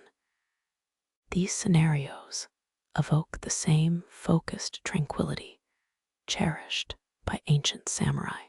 Every participant embraces the duel's gravity, knowing their actions echo across time. As we drift deeper into sleep, consider how honor's timeless principles guide our modern narratives. Each of our battles, no matter how minuscule, carries sparks of Edo period wisdom. You, armed with awareness and history's gentle guidance, become a storyteller in your own right. Each decision becomes a deliberate stroke, crafting a legacy that quietly hums with ancient valor. Tonight, let Edo's dual traditions infuse your dreams, sculpting each scenario with respectful precision and balanced grace. Feel the subtle nods of respect exchanged, each interaction an elegant dance of skill and presence. As your mind dances through moments past and present, remember, every choice wields power, echoing the silent battles waged by generations before. Drift into slumber, confident that history's wisdom rests beside you. As night enfolds, may each tranquil thought carry you gently toward dreams filled with ancient honors, enduring elegance. Your own battles, however modern, share breaths with tales told across centuries, each moment a tribute to the artistry of Edo period wisdom. The intricate artistry of Edo period dueling transcends mere physical combat. Its cultural significance reaches far beyond. Night whispers secrets of rituals lost and found. You navigate life today, perhaps unaware of how deeply those ancient codes influence modern society. Did you ever pause to consider the everyday duels fought not with swords, but with words and ethics? In corporate boardrooms across Tokyo, echoes of samurai strategies persist. High-stakes negotiations mimic ancient duels, each side carefully balancing power, patience, and poise. Executives clad in suits, rather than armor, exchange respectful nods in lieu of sword salutes. Modern business lore even tells of a company president who, during intense negotiations, maintained the decorum of Edo's warriors. His resolve and silence carried the weight of an undrawn blade. Every handshake, every silent stare, these are traces of battles long since fought in palace gardens. Historians still argue whether corporate conduct manuals secretly derive from Edo war treatises, or those coded principles translated into boardroom strategies. Or is this a delightful misconception? Either way, the spirit of Edo lingers in the polished manners of today's professionals. Now, for an unusual twist, some modern culinary competitions adopt a duel-like structure. Imagine chefs at famed restaurants, crafting exquisite dishes not just for taste, but to outshine each other's artistry and technique. Each chef's plating is a silent challenge, each flavor pairing a strategic countermove. Culinary critics argue that this competitive finesse, the balance of precision, flair, and respectful rivalry, originates from the very same ethos that guided Edo period duelists.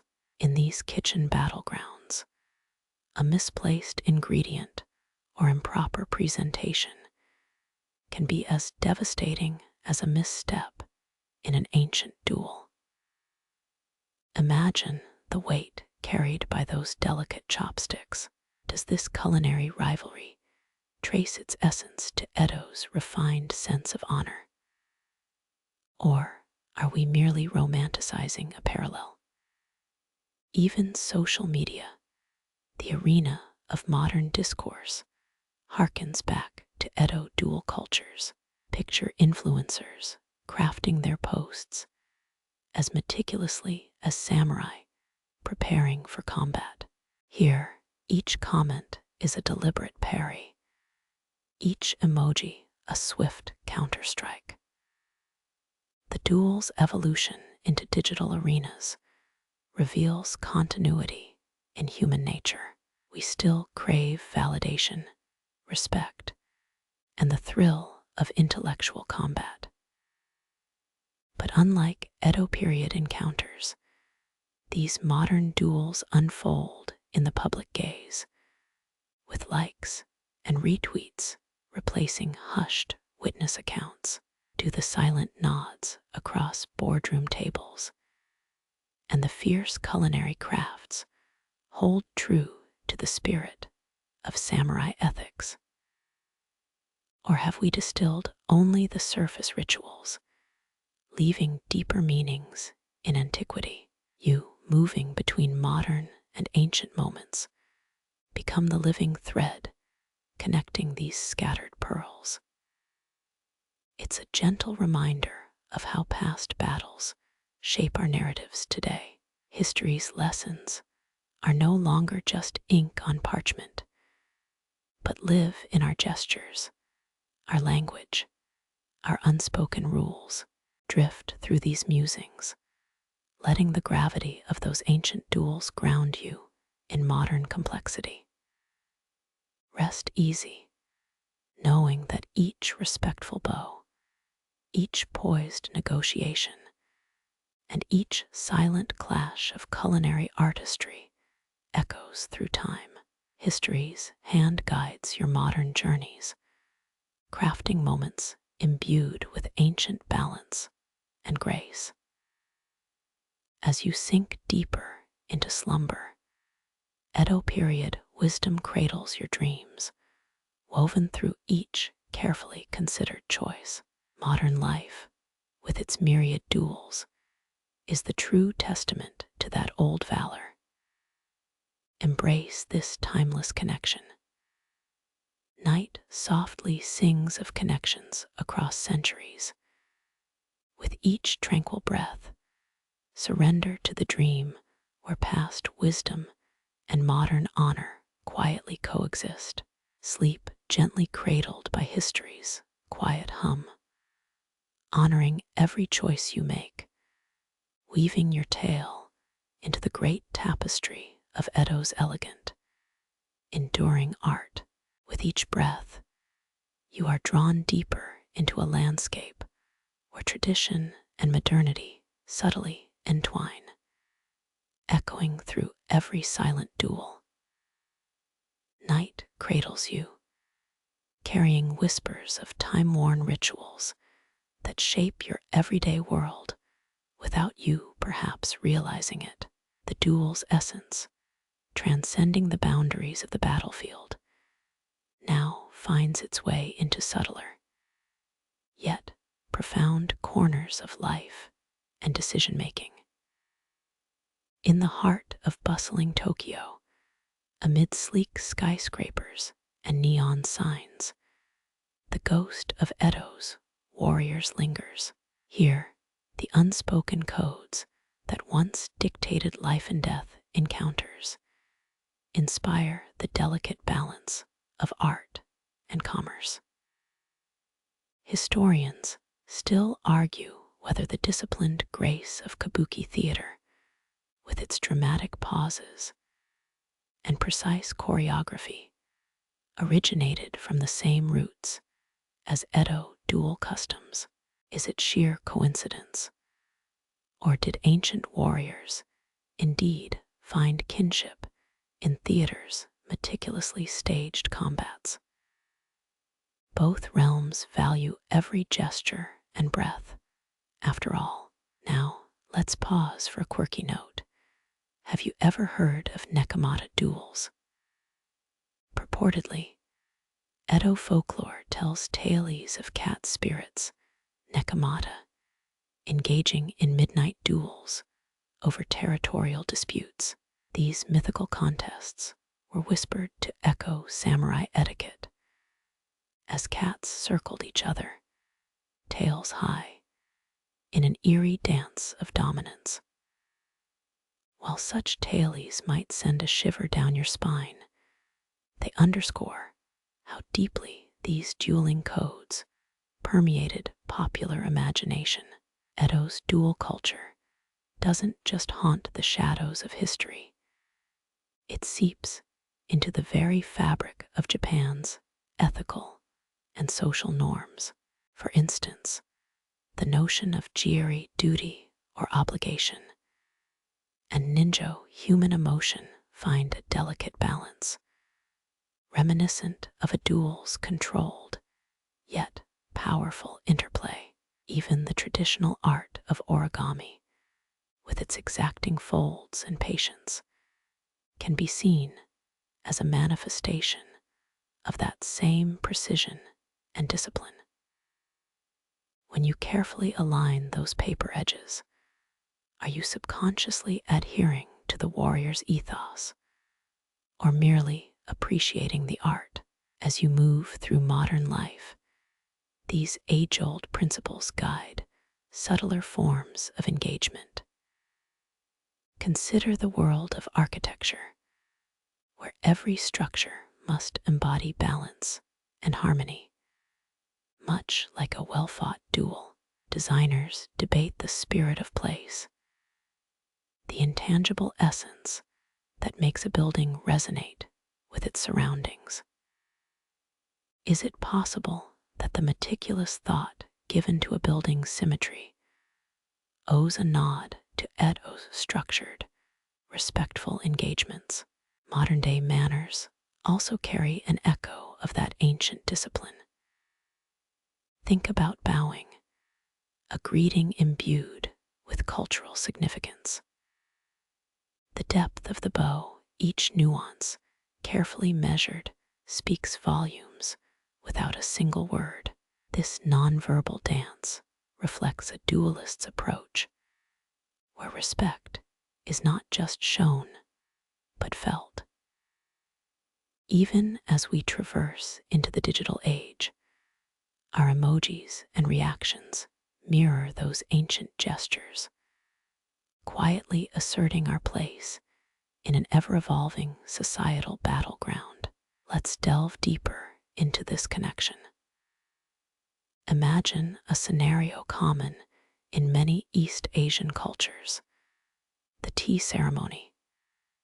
Each deliberate movement, every respectful exchange with the host, is it not, in a way, akin to preparing for a duel? The measured pace, the thoughtful interaction, and the mutual respect are all essential components. Historians often debate whether the tea ceremony indeed evolved from a warrior's meditative pre-dueling ritual, or if this is simply a poetic interpretation. Whether one or the other, the presence of Edo's disciplined spirit is undeniable. This enduring legacy shapes not just Japanese, but global cultures. Think of the Olympic spirit: fair play, discipline, and respect. Could the echoes of Edo's dueling rituals resonate in modern sportsmanship as well? Athletes, much like samurais, train rigorously, respecting their opponents even as they strive for victory. This spirit of fair duel transcends the battlefield, finding its reflection in competitions worldwide. Now consider a realm far removed, yet inexplicably connected: diplomacy. Ambassadors and negotiators often find themselves in a dance of strategic silence, careful gestures, and unspoken pacts. Here, every word is weighed, every silence pregnant with meaning, a living embodiment of that ancient dueling etiquette. Was it mere coincidence when Edo period treaties with foreign nations reflected these same nuances, ensuring that peace was maintained even as terms were negotiated, with the blade hovering unspoken in the background? Edo's warriors also profoundly influenced the visual arts. Woodblock prints, ukiyo-e, often depict duel scenes frozen in time, emphasizing dramatic tension and balance.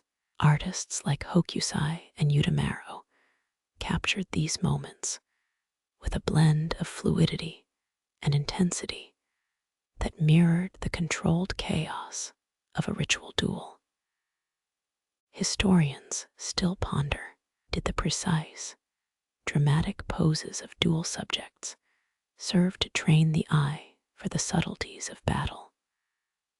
Or were they simply popular motifs reflecting societal values? The line between representation and reality remains delightfully blurred. Even in the world of martial arts, beyond mere combat, this legacy persists. Training sessions for judo or kendo, with their emphasis on form, respect, and discipline, echo those age-old dueling principles. Each contestant bows as if on the cusp of a duel, paying homage to centuries of tradition ingrained in each movement. Historians still debate how much of this martial refinement originated from Edo's dueling codes. Some argue that modern martial arts are a watered-down continuation, while others insist they retain the essence fully intact. Every day, whether knowingly or unwittingly, we engage in our silent duels. We navigate the complex tapestry of human interaction, guided by an ancient blueprint. So sleep peacefully tonight, knowing that each respectful nod in a corporate meeting, each carefully crafted dish in a Michelin-starred kitchen, every calculated silence in negotiation, all carry a whisper of Edo's warriors. The echoes of those dueling codes resonate through life's myriad encounters, a sublime balance of tradition and modernity. As you drift between dreams, let the stories of these ancient encounters cradle your rest, whispering a quiet, enduring wisdom.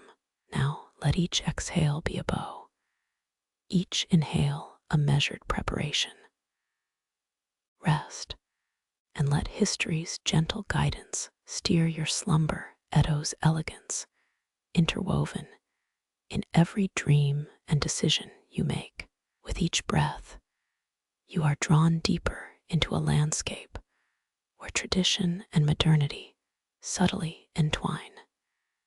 Echoing through every silent duel, night cradles you, carrying whispers of time-worn rituals that shape your everyday world without you perhaps realizing it.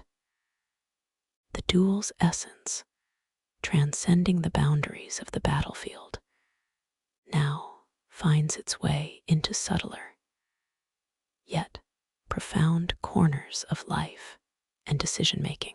In the heart of bustling Tokyo, amid sleek skyscrapers and neon signs, the ghost of Edo's warriors lingers.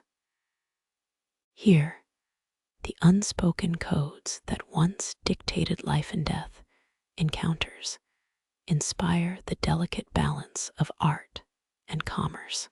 Experts think the disciplined grace of kabuki theater, with its dramatic pauses and precise choreography, originated from the same roots as Edo duel customs. Is it sheer coincidence? Or did olden warriors indeed find kinship in theater's meticulously staged combats? Both realms value every gesture and breath, after all. Now, let's pause for a quirky note. Have you ever heard of Nekomata duels? Purportedly, Edo folklore tells tales of cat spirits, Nekomata, engaging in midnight duels over territorial disputes. These mythical contests were whispered to echo samurai etiquette as cats circled each other, tails high, in an eerie dance of dominance. While such tales might send a shiver down your spine, they underscore how deeply these dueling codes permeated popular imagination. Edo's duel culture doesn't just haunt the shadows of history, it seeps into the very fabric of Japan's ethical and social norms. For instance, the notion of jiri, duty or obligation, and ninjo, human emotion, finds a delicate balance, reminiscent of a duel's controlled yet powerful interplay. Even the traditional art of origami, with its exacting folds and patience, can be seen as a manifestation of that same precision and discipline. When you carefully align those paper edges, are you subconsciously adhering to the warrior's ethos, or merely appreciating the art? As you move through modern life, these age-old principles guide subtler forms of engagement. Consider the world of architecture, where every structure must embody balance and harmony, much like a well-fought duel. Designers debate the spirit of place, the intangible essence that makes a building resonate with its surroundings. Is it possible that the meticulous thought given to a building's symmetry owes a nod to Edo's structured, respectful engagements? Modern-day manners also carry an echo of that ancient discipline. Think about bowing, a greeting imbued with cultural significance. The depth of the bow, each nuance, carefully measured, speaks volumes without a single word. This nonverbal dance reflects a duelist's approach, where respect is not just shown, but felt. Even as we traverse into the digital age, our emojis and reactions mirror those ancient gestures, quietly asserting our place in an ever-evolving societal battleground. Let's delve deeper into this connection. Imagine a scenario common in many East Asian cultures: the tea ceremony. Each deliberate movement, every respectful exchange with the host, is it not, in a way, akin to preparing for a duel? The measured pace, the thoughtful interaction, and the mutual respect are all essential components. Experts often debate whether the tea ceremony indeed evolved from a warrior's meditative pre-dueling ritual, or if this is simply a poetic interpretation. Whether one or the other, the presence of Edo's disciplined spirit is undeniable. This enduring legacy shapes not just Japanese, but global cultures. Think of the Olympic spirit, fair play, discipline, and respect. Could the echoes of Edo's dueling rituals resonate in modern sportsmanship as well?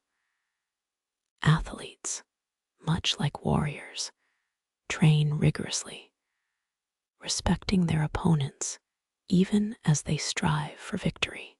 This spirit of fair duel transcends the battlefield, finding its reflection in competitions worldwide.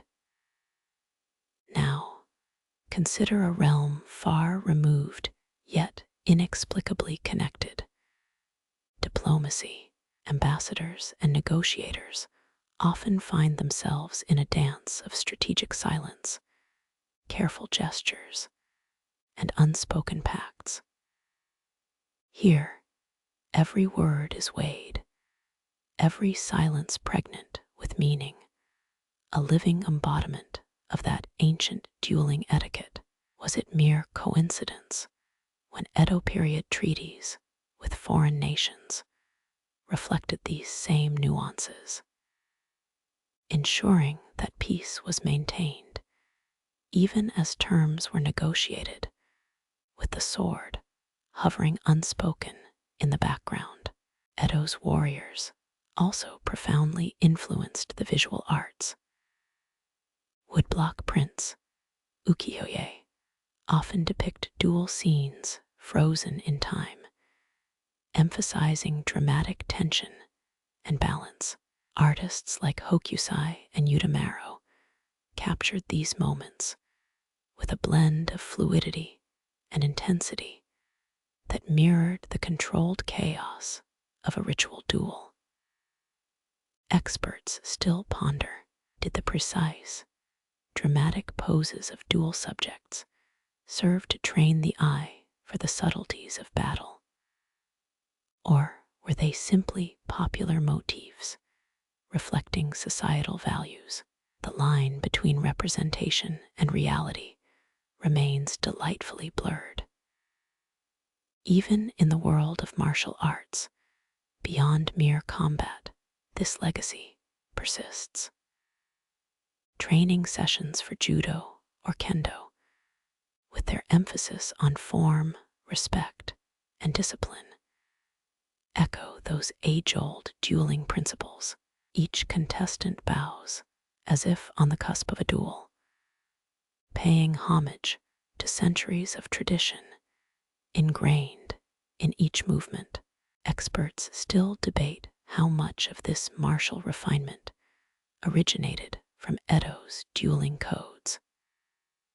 Some argue that modern martial arts are a watered-down continuation, while others insist they retain the essence fully intact. Every day, whether knowingly or unwittingly, we engage in our silent duels. We navigate the complex tapestry of human interaction, guided by an ancient blueprint. So sleep peacefully tonight, knowing that each respectful nod in a corporate meeting, each carefully crafted dish in a Michelin-starred kitchen, every calculated silence in negotiation, all carry a whisper of Edo's warriors. The echoes of those dueling codes resonate through life's myriad encounters, a sublime balance of tradition and modernity. As you drift between dreams, let the stories of these ancient encounters cradle your rest, whispering a quiet, enduring wisdom. Now let each exhale be a bow, each inhale a measured preparation. Rest, and let history's gentle guidance steer your slumber. Edo's elegance, interwoven in every dream and decision you make.